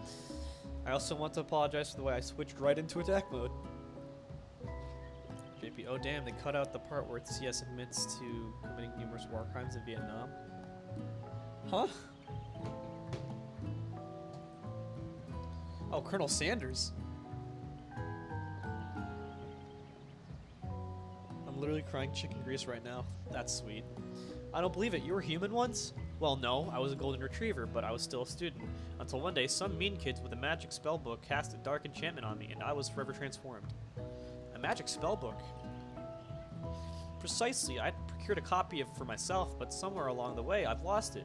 If you find such a book, I beg of you, respect it. You're a powerful chef, and shouldn't rely on such dark and evil magic. No, you should be protecting the innocent from those who would cheat them through sorcery and guile. So, basically, Ashley and Ban cheat with dark magic. Okay. If you need me, don't fear. I will be there. It sounds like there are some bad cooks in the kitchen of life. Chris, together I am sure we can defeat them. Come back to my hideaway and we can discuss. Oh, a personal invite. You can't imagine what Colonel Sanders' home must be like, but it sounds like you're about to find out. Must be DLC. Stepping inside Sanders' home, surrounded by his things, you start to feel a special bond with him. It looks like you live such an exciting life, Colonel Sanders. Every day can be an adventure if you approach it with the right attitude. Long ago, I made the decision to never stop searching, never stop working, never stop imagining. Have you been working on any new recipes of your own lately? I'm always excited to talk about food with another ambitious chef. Well, there is something. It's just a side dish that I've been tinkering with, trying to find the right balance of flavors and textures, but I'm not sure I've nailed it yet, but I'm close. Colonel Sanders' eyes perk up as he starts to wonder what dish you might be describing. It's meant to pair with something spicy or something crispy. Both, perhaps? Now you've got him right where you want him. Should you reveal your new creation to him or keep it a secret just for you? I think I want to reveal it because he gave us a secret, so I think it's fair to reciprocate. And you know, maybe it might lead to something. You decide that you're as ready as you'll ever be to share your original cooking with Colonel Sanders. Before you can talk yourself out of it, you decide to dive in head first. You reach into your lunch bag for a special dish that you've been keeping on ice all day. I present to you my original coleslaw. Oh, that's great. The shredded cabbage dish glistens in the light of Colonel Sanders' Lux hideaway. Magnificent! Together you chow down on the creamy slaw until just a spoonful remains in the bowl. Do you mind if I hold on to the last bite? I'd like to have it around so that I can admire its taste later and think back on this moment. You could offer to make him more, but he seems like a very sentimental kind of guy. Sure, why not? Please make yourself comfortable. I'll be back in just a moment. Something's happening. You realize that now would be the perfect time to do some snooping. Yikes! Around the room are various items that you could look closer at. Each item seems to radiate memories and emotions. Tap on an item to discover more about the Colonel. Let's see, maybe they might talk about Vietnam. Let's check it out. This must be where he keeps the secret recipe. You think for a moment, what number is important to Colonel Sanders? And then it dawns on you. 11? As soon as you turn the dial to 11, 11, 11, the safe opens. Inside it, you find a single note.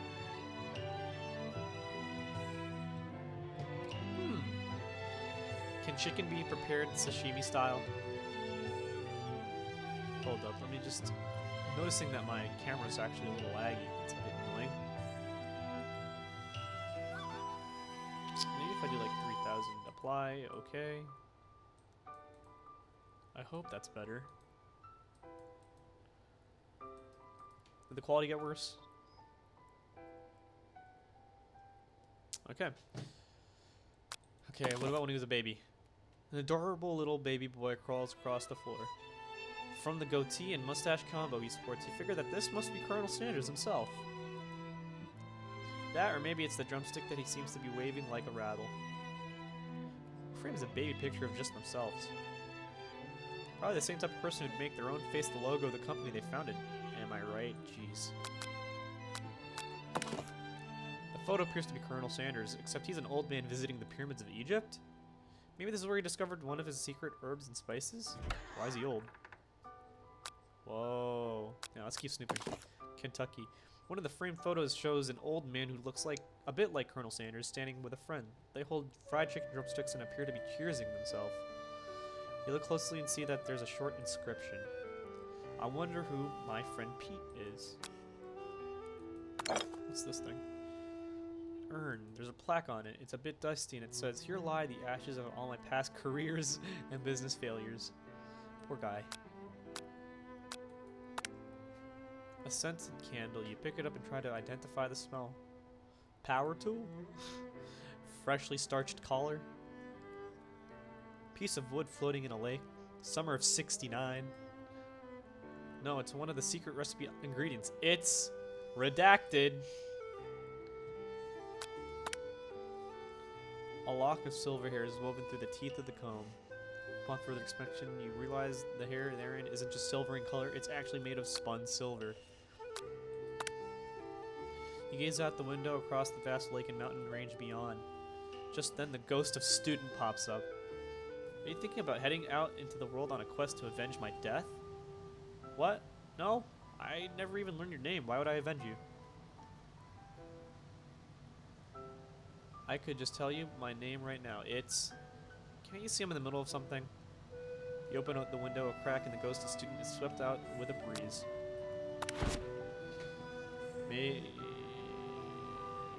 It's his son.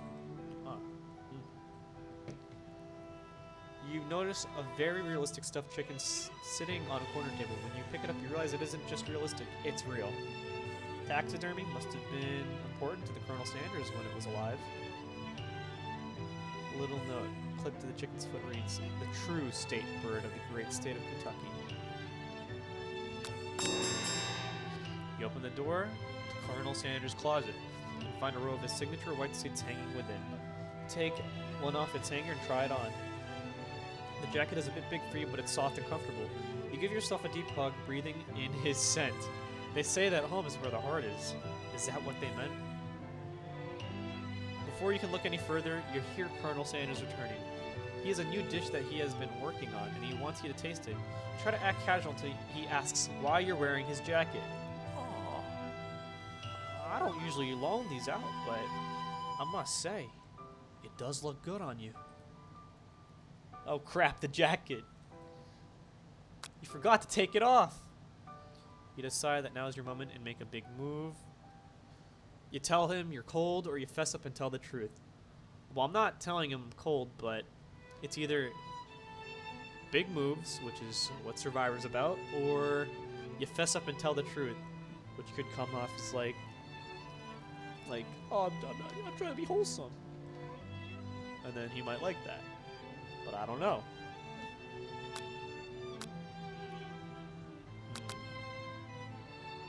Okay, wait, how far are we into the story? Because maybe this is the big move. I don't know, Chapter 7 seems a bit too early, so I think I should come clean. Fess up. I'm thinking fess up too. You confess. I think I've developed feelings for you. Oh, fuck! I might be developing feelings for you too, but I'm concerned. I can't let anything get in the way of my dreams. Wow. Overwhelmed, you take off the jacket and run for the door. But the thought of leaving Colonel in the midst of such an emotional breakthrough gives you a pause. You stop yourself. Colonel? Yes, Chris? I honestly think this may be the beginning of something wonderful. I think you're right. We should take things slow. I knew it! I knew it. Shouldn't have done the big move. I was right. You talk late into the night and drift off into a slumber. Dream sequence. Zzz. You wake to a beautiful morning in Colonel Sanders' hideaway. Did you make the right decision on how to respond to Colonel Sanders? Only time will tell. Today is a day that could change the rest of your life. You think about the new secret ingredient you just learned about, redacted. In some jurisdictions, redacted isn't even legal. But if the recipe is a secret, how will they know? It's kind of fucked. Your thoughts are interrupted when Colonel Sanders emerges into the room. He's holding a gorgeously plated breakfast, and your mouth waters at the sight of it. Here's a simple breakfast I whipped up. It's meticulous. You taste Colonel Sanders' food, and it takes you on a journey. When you return, he's waiting to ask you an important question. So, would you say that we're the perfect match? How presumptuous. My cuisine and your taste buds, that is. Such confidence, such grace. Could he be the world's greatest gift to cookery? Take him down a peg or flatter him. Uh-oh. Uh-oh. I think there's only one right option here. Flatter him. You know, I think we make a great team. A single tear begins to pool in the corner of his eye as he gazes out the window. And with a right business partner, I know I can't fail. Business partner? Could he be talking to you? It's all happening so quickly. Overcome with emotion and confused by your feelings, you're on the verge of tears. Unable to speak, the only answer you can find is to run out the door and get home. What? There's still only one more day of school after all. The University of Cooking School Academy for Learning waits for no one. You get home to find something very surprising. Your best friend is there waiting for you. Where have you been? Why is she here? Because I had one heck of a night. I've been desperate to talk to you about it, but I couldn't find you. I got worried that something might have happened to you. It's okay, I was just... But now that it turns out you're fine, I can finally get you up to speed on the saga of Miriam. Sure, but... You will not believe what happened to me after school yesterday. I went on a date. I think I can believe that. Since I'd been partnered up with Clank, he asked me out to go out with him. Of course I told him, you better keep your dials turned polite and respectful. I'm not that kind of girl. But he was just interested in spending some one-on-one time together and getting to know me. So I said, yeah, sure, I can get to know a little metallic guy. Long story short, he took me skydiving with his friends, but things quickly spiraled out of control. Did you just say skydiving as if that's his typical first date to go talking pressure cooker? And now I'm not really sure where we stand. You don't give Miriam the And I went on a date too, back to Colonel Sanders' house, where I spent the night with him. You what? Nothing happened, but the emotional connection, wowzers. Miriam tells you to move on from this whole Colonel Sanders obsession and focus on school. If being obsessed with Colonel Sanders is wrong, you don't want to be right. After a short argument, you both agree to go your separate ways. When you arrive at school, you encounter your rivals in the quad. You can tell from a distance that they're picking on Pop, though he might not quite grasp that fact. Because, you know, he's Pop. What's a swirly? It sounds delicious. Oh, it's great. I'll order you up one right away. I'll have my swirly with sprinkles, please. Sprinkles is a dog and a treat. You can get your swirly dip, too. Why don't you go pick on someone your own size? Because I'm literally the biggest person at this school. There is that horse that Colonel Sanders rides to school, but who would dare pick on such a gentle and beautiful creature? You've got some nerve, Chris, suggesting I pick on a defenseless horse. Now you're twisting my words, and I won't have it. You clench your fist, but the injury from yesterday's mixer accident makes you wince with pain. Doesn't look like you can go cooking like that. Might as well just give up. I'll never give up, ever. Colonel Sanders arrives just as it appears things are close to boiling over. A naturally intuitive person, he senses that something has been going on. Just make sure. Chapter 9. Okay, we're close. Is everyone excited for the final day of school? Chris, how's that feeling? How's that hand feeling? Wait, no. The accent. I'm sure you'll be back in fighting form by this afternoon. Aren't you concerned about my hands, Colonel? Yesterday, I almost broke a nail, winning so hard. Technically? Oh, whoa. Technically, I don't believe a winner was decided, but your presentation was quite impressive. What is he doing complimenting her? But what about the flavor of my delicate, warm, gooey chocolate sauce? It was clear that you're passionate about how your food is received. That's a lot of words to say. It was bland. Excuse me, Chris. I am more than capable enough to speak for myself. Maybe you can tell me more of your thoughts as we walk into class, Colonel? I'm always interested in discussing the fine art of fine foods. See you inside, Chris. Knowing by Colonel Sanders' inability to see Ashley for who you know she really is, you walk across the quad to get some distance. In an attempt to distract yourself from how slighted you feel by that interaction with Ashley, you take out the spellbook you recovered yesterday and start flipping through the pages. Wow, that's the book? It looks like some bad news. It's just something I found lying around. It would appear to be some sort of grimoire, but I don't really believe in that magic stuff. A grimoire? Like a book of spells? I don't know. Who would spend so much time decorating a magic book if it really weren't powerful? I can think of one surefire way to find out. You open to the page covered with arcane warnings. Cast only in case of extreme emergency, it says around the edges of the page. I could use this spell here that says it will erase anyone I choose from all of my memories. If I scrub out Colonel Sanders, it would probably help me focus better on the upcoming final exam. That is way drastic. Couldn't you do something else, like anything else not rooted in dark magic, like maybe tie a string around your finger? Okay, fine, it is drastic, but desperate times call for desperate measures. You've got a memory erasing spell sitting right in front of you, and a pretty good excuse to try it out.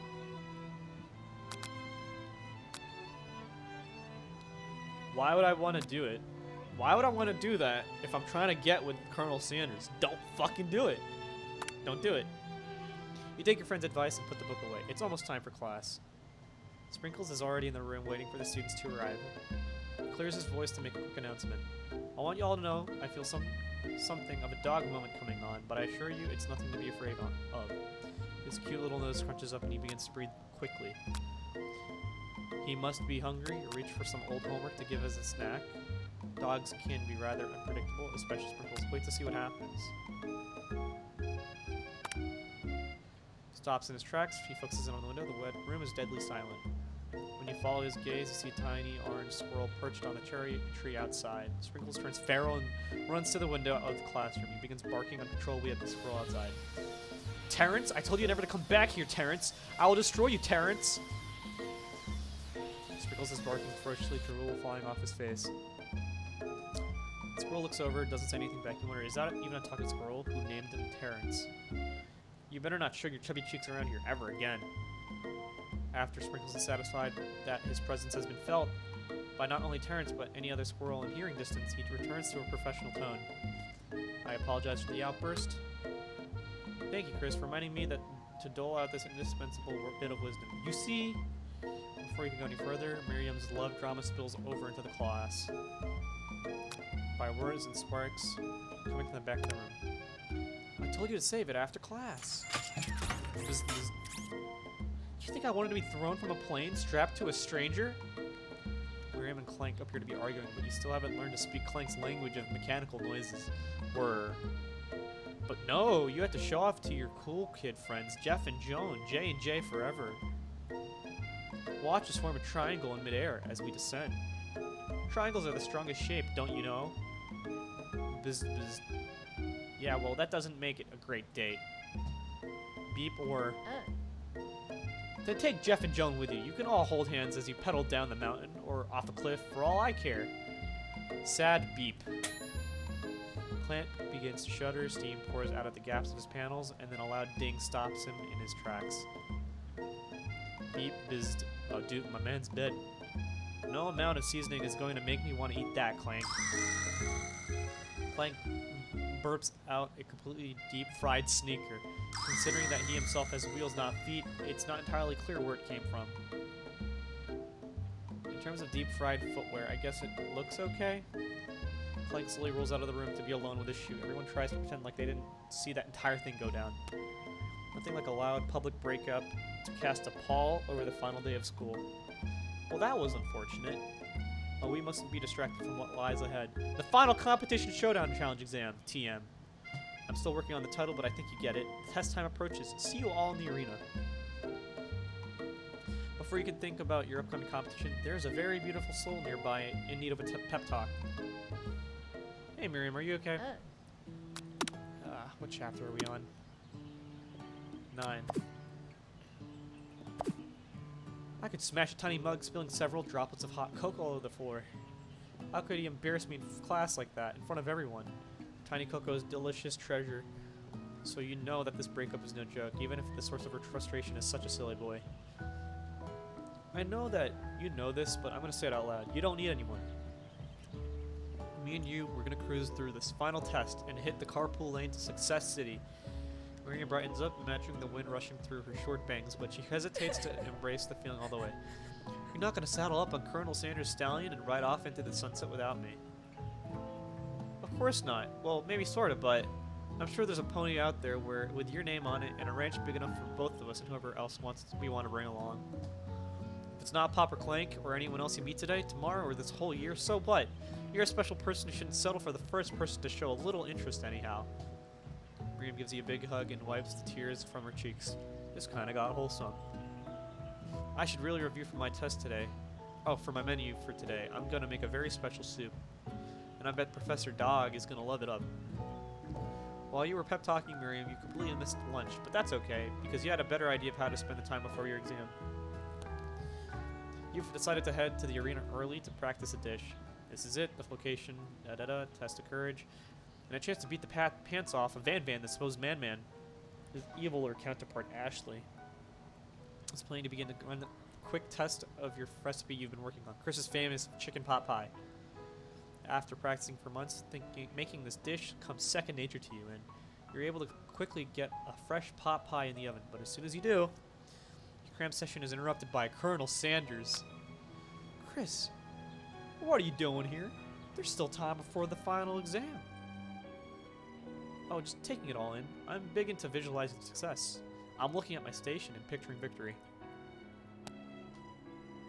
The pot pie has begun to bake, and the smell is slowly filling the space around you. Visualizing, huh? That's too bad. I was hoping you were here cooking something delicious. You'd usually be happily share your food with anyone who's hungry, but the last time you let Colonel Sanders get in your head, it cost you a cook-off. You decide that it's time to put your cooking above your romantic desires, but that decision gets hard to stick to when the oven timer goes off behind you. Ignore it like there is no sound at all, or fess up about your practice dish. I don't see what's wrong. Just fess up. I don't see anything wrong with that. Okay, you got me. I'm doing a little more than visualizing. I know, my nose can smell a pot pie from 400 yards. That's an oddly specific distance, but you'd expect nothing less from such an oddly specific man. You knew it was a pot pie from just the smell? Not just a pot pie, but a chicken pot pie with an all-butter crust. And my nose is telling me something else.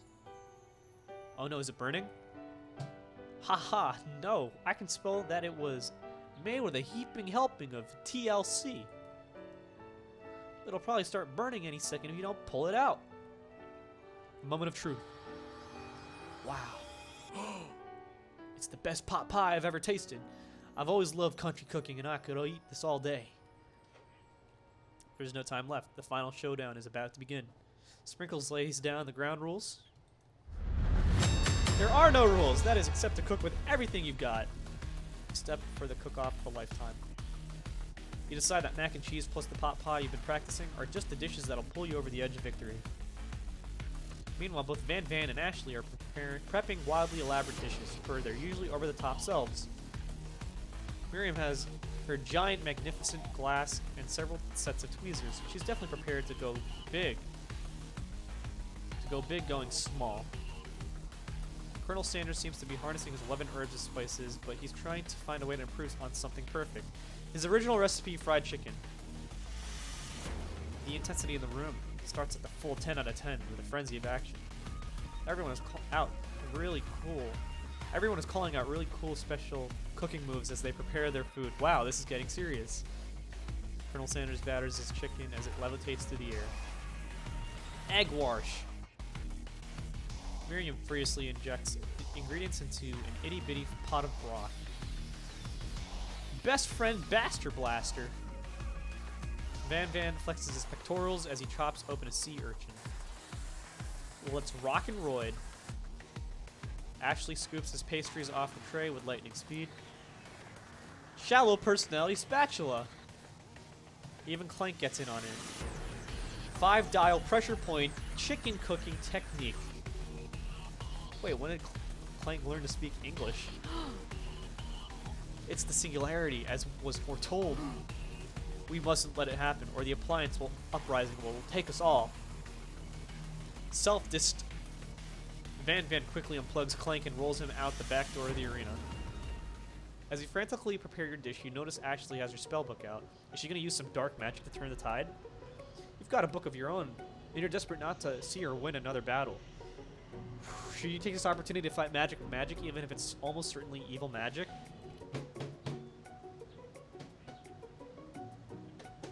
Oh man, it's either cast a spell or do it the hard way. Well, if college has taught me anything, sometimes the curve isn't fair. And it's just like, the people who do get A's, sometimes they look up the answers on their phones when the teacher's not looking. And that's pretty much today's dark magic. I mean, people cheat, you know? And like, I'm not gonna sit here and say I've never cheated on an exam, so let's cast a spell. You take out your own spell book and let your instincts guide you to a page you've never seen before. It's a summoning spell that will conjure up a spork monster.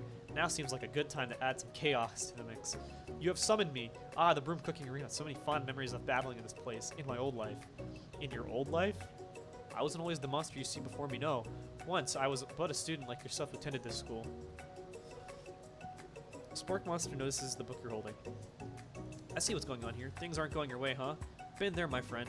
I tried to cast a spell on myself to imbue my body with the powers of my favorite foods. As you can imagine, things did not go as planned. When spells say, only cast in case of emergency, they mean it. I'm kind of in a pinch here. You got any ideas? Spork monster's smile curls up mischievously. For starters, never cast spells on yourself. Cast them on your rivals. Just tell me who you're trying to give, who is giving you trouble, and we'll take very good care of them.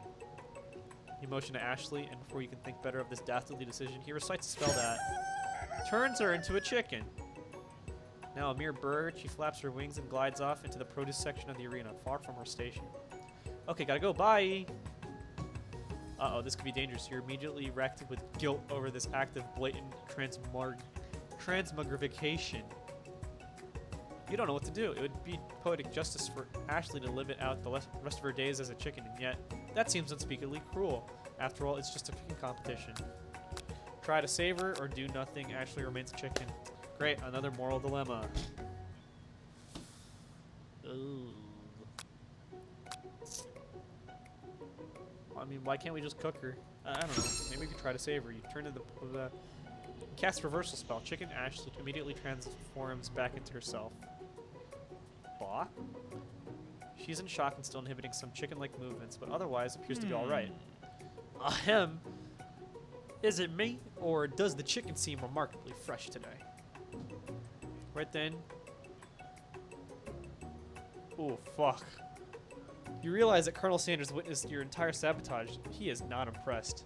Your heart sinks as you think of how much you've disappointed him and ruined your chances of any kind of future together. Having suffered this huge setback, you don't know how you could ever win. You summon extra power from deep down within yourself. I can do this. I have what it takes. I came here to win. Your hair turns mac and cheese orange as culinary energy flows through your body. My heart is pure, my hands are steady, my taste buds have been preparing their entire lives for. Yes, Chris, you are the chosen one. You will avenge me. The power you've been summoning immediately fades back out. You interrupted my inspiring monologue. Sorry. My heart is pure, my hands are steady, my taste buds have been preparing for their entire lives for this moment. I will show the world my cookery. You begin to levitate off the ground, energy courses through your body. You know that with this power you can do anything. Except turn back time, which would be super useful because while you were powering up, your chicken pot pie overcooked in the oven and can't be served. But don't worry, dear Chris. You may have suffered some setbacks, but all is not lost. Impressed with your fortitude, Colonel Sanders decides that you have earned his support. I've been watching you today, and I must say, I'm truly impressed. You've been thinking on your feet and rolling with the punches. He steps up to your station and stands right beside you. I'm here to help. All you've managed to make is mac and cheese, and time is almost up, so you're going to need it. But Colonel Sanders, what about the test? What will happen to you? What about the rules? Following the rules has never really been my thing. I follow my heart. Yeah. What a guy. Colonel Sanders unfolds a delicate white towel to reveal the most delicious fried chicken tenders you've ever laid your eyes on. And besides, something unexpected combinations can have surprising effects that surpass their individual efforts. Are you suggesting if we combine forces, we can form the perfect food union? Time's up, students. With time expiring, it's the moment everyone's been waiting for. You must now prepare to present the dishes. A handful of students stand tall, but the class seems incomplete. It seems like we're missing students. Pop, clank. From off-screen, you hear a pure and innocent giggle that can only come from one student. Hee hee hee, I'm flying. It sounds like it's coming from that broom closet over there. Miriam, what would you mind? Would you mind? Inside of the closet, you see Pop hanging on a broom hook by the elastic of his underpants. Pop, get down from there right now. Let me guess, did Van Van have something to do with this? When someone asks for a wedgie, who am I to refuse? I thought a wedgie was a salad. Looks like Pop is eliminated from the challenge, seeing how he didn't cook anything. I can't feel my legs. May I be excused? Sure. You kids and your pranks, I must say it's not the worst prank in UCS AL history, but it's not exactly yearbook material. Wait a second, pranks? Pranks? Clank? Where did that pressure cooker roll off to? You wait to hear a signature word, beep, or other onomatopoeia, but there's none. Somehow he must have gotten unplugged, I guess. We'll have to figure that out later. That only leaves 4 remaining students. Please collect your final projects. Yes, it has been a long semester. Wow, 3 whole days long. But after days of hard work, the time has come for me to eat. Miriam, please step forward. Now describe your dish. I've made tender udon noodles in savory soup. Why is it so small? My word, it's so delicate. Is that a teeny tiny Naruto maki? I spy a float in its itsy bitsy bowl. Yes, Chef. Please call me Sprinkles. Chef is my father's name. Yes, Sprinkles, and some green tea made from baby tea leaves that I picked myself. Sprinkles carefully sniffs around the dish before opening his mouth and letting just the tip of his pink dog tongue dip into the bowl. Sublime. Would anyone else like a taste? Oh, come on. I'm not one of those dogs that doesn't floss. I even have a really cute electric toothbrush for dogs. Fine, I'll enjoy it by myself. And in a flash, the entire meal has been devoured. Not that it took much. It was less than a thimble's worth of soup. A+, rarely do I taste a dish with as much love poured into it as yours. Miriam is overjoyed. She gives you a hug. Thank you, Chris, for helping me believe in myself. Van Van, you're up. Now describe your dish. I made uni over smooth egg custard in an axe-hewn urchin shell topped with caviar. Did you skewer one type of urchin with spines from a second different colored type of urchin? Yes, Sprinkles. A bit much, don't you think? That's exactly why I did it. A bit much is kind of my brand. Doesn't it look cool?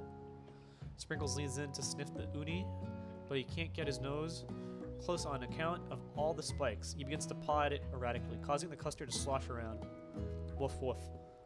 Please be gentle with my cuisine. Grr. Finally, Sprinkles goes all in, tongue first, but he can't get past all the needles. He reels back as his tongue is poked and prodded. Youch, my tongue. The professor appeals to be having an allergic reaction to the sting. I can't eat this. It keeps poking my tongue. Disqualified. Rip. A stunning turn of events. Who would have thought that serving in a bowl made of needles could make it difficult to eat? Dejected Van Van does not go gentle into the night. Disqualified from clamor? Don't discount simplicity. This isn't the last you've heard of me. Are we getting a sequel? Before forcing us to endure his swollen tongue for another moment, Sprinkles graciously laps up a bowl of milk. I know, yeah, I'm a dog and I drink milk. Get over it. Sometimes it helps calm my agitated tongue. Next student, Ashley, it's time to step up. Now describe your dish.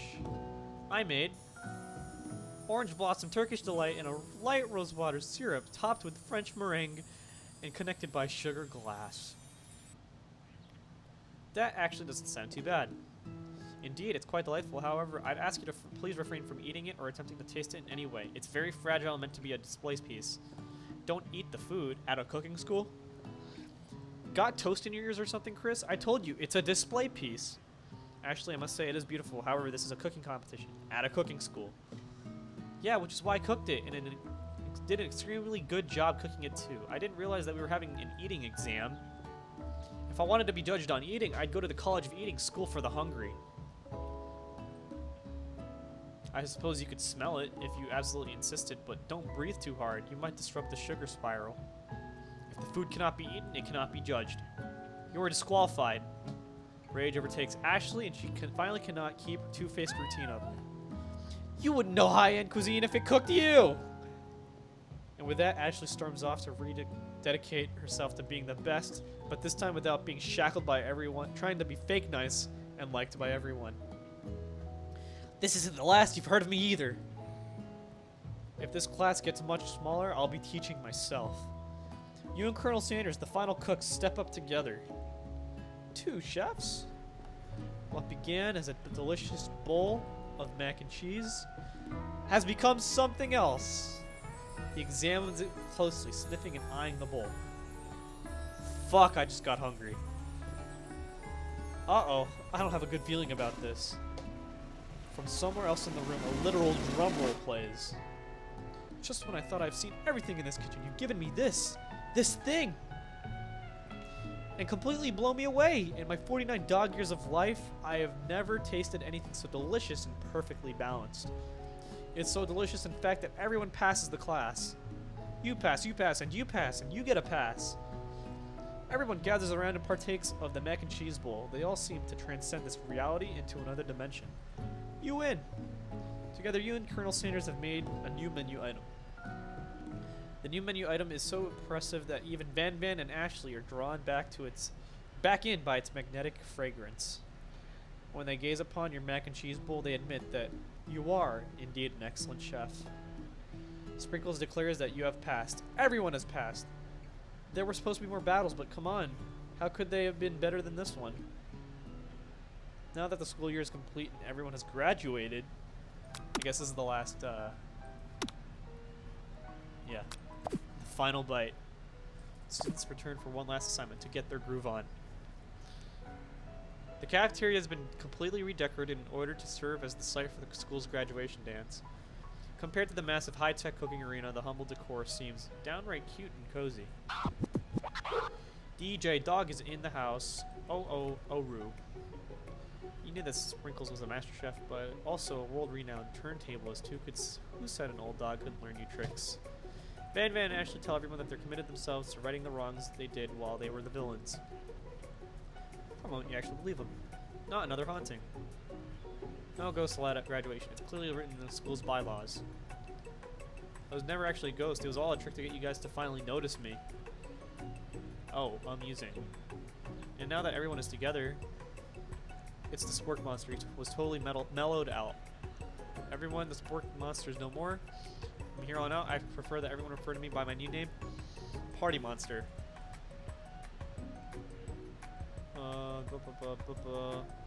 Dejected student walks off.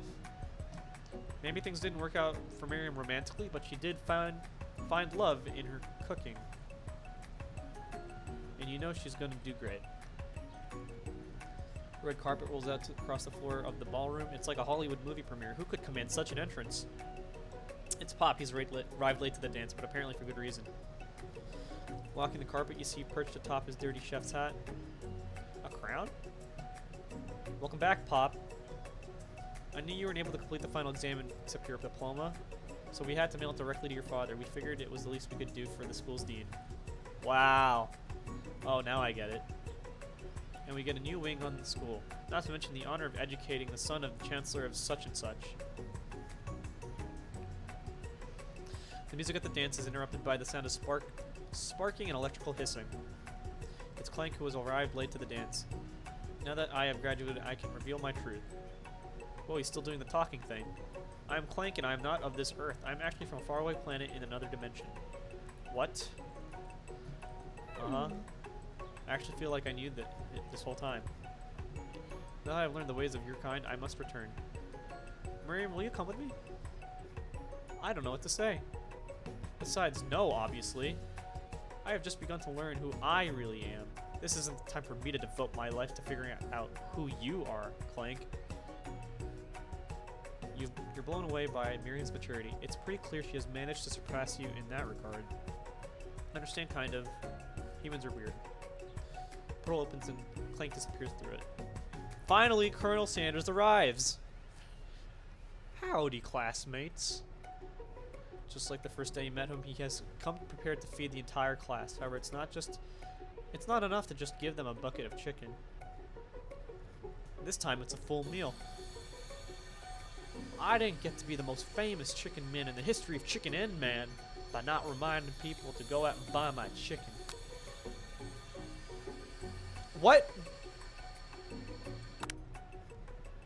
No, it's not the end. As everyone feasts on the delicious chicken dinner, Colonel Sanders finds you sitting at the edge of the dance floor.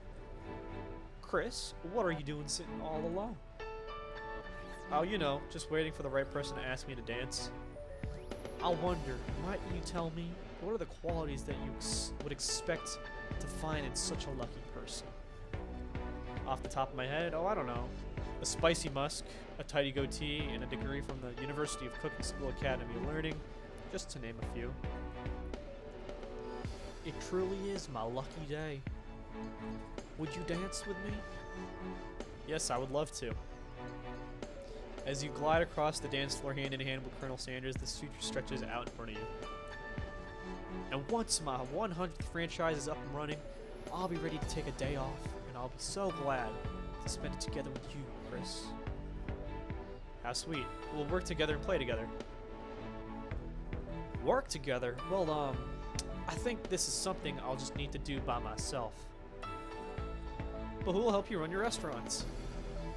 I don't believe I need help. Besides, based on your time at school here, do you really think running restaurants is the best path forward? Could it be? You found a love connection but failed to earn Colonel Sanders' respect as a chef. Can you live with only half of him? Will you be able to endure sharing him with his other love, the life of an entrepreneur? I suppose I could enroll at a pastry school. Oh, my dear Chris, I'm sure that you'll find your place eventually. And along the way, you'll have me by your side. The end. That's it? Was that the bad ending?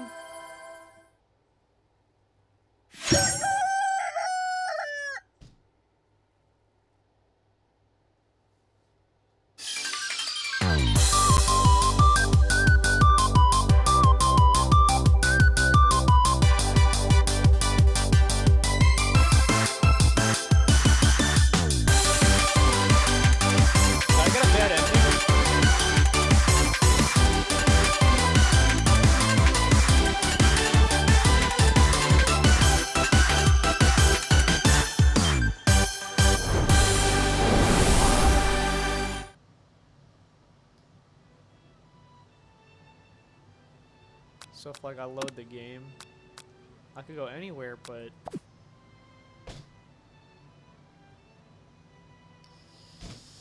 well, that was the end. I don't know, maybe that was a bad ending. Like, it said that I didn't get to earn the respect of, I didn't earn his respect as a chef, and so I guess I can't help him with his business ventures. That's really sad. And yeah, I mean, I guess it peaked on chapter 8, but after that, I guess turning the, what was it, Ashley into a chicken probably turned him off or something. Like, I have no respect for you, but I'll still help you win this competition. Damn. Something tells me that was not the perfect ending. Either that or there was only one ending, and that ending was you're never going to get with him. But, damn, that sucks. I mean, if there's another ending, who knows? Maybe I'll try to, like, tinker with it a little bit and see if I could try to, like, get the perfect ending if there is one that exists in another stream. But, yeah, that's about it. And, I don't know. I wish it was a better ending? I don't know. So yeah, that was KFC's I Love You, Colonel Sanders, a finger-licking good dating simulator. Thanks guys for watching. JP, that is a terrible idea. And if I was gonna do that, like, I'd probably not do it on stream. But that was I Love You, Colonel Sanders, a finger-licking good dating simulator. I hope you guys enjoyed the past, I think, 2 hours I've been playing this game. Appreciate that you guys have been here watching it. And yeah, hope to see you guys in whatever I post next. Next episode for Minecraft Survivors is most likely going to be released sometime between Sunday and hopefully the early of next week. And so yeah, see you guys on whatever I post next.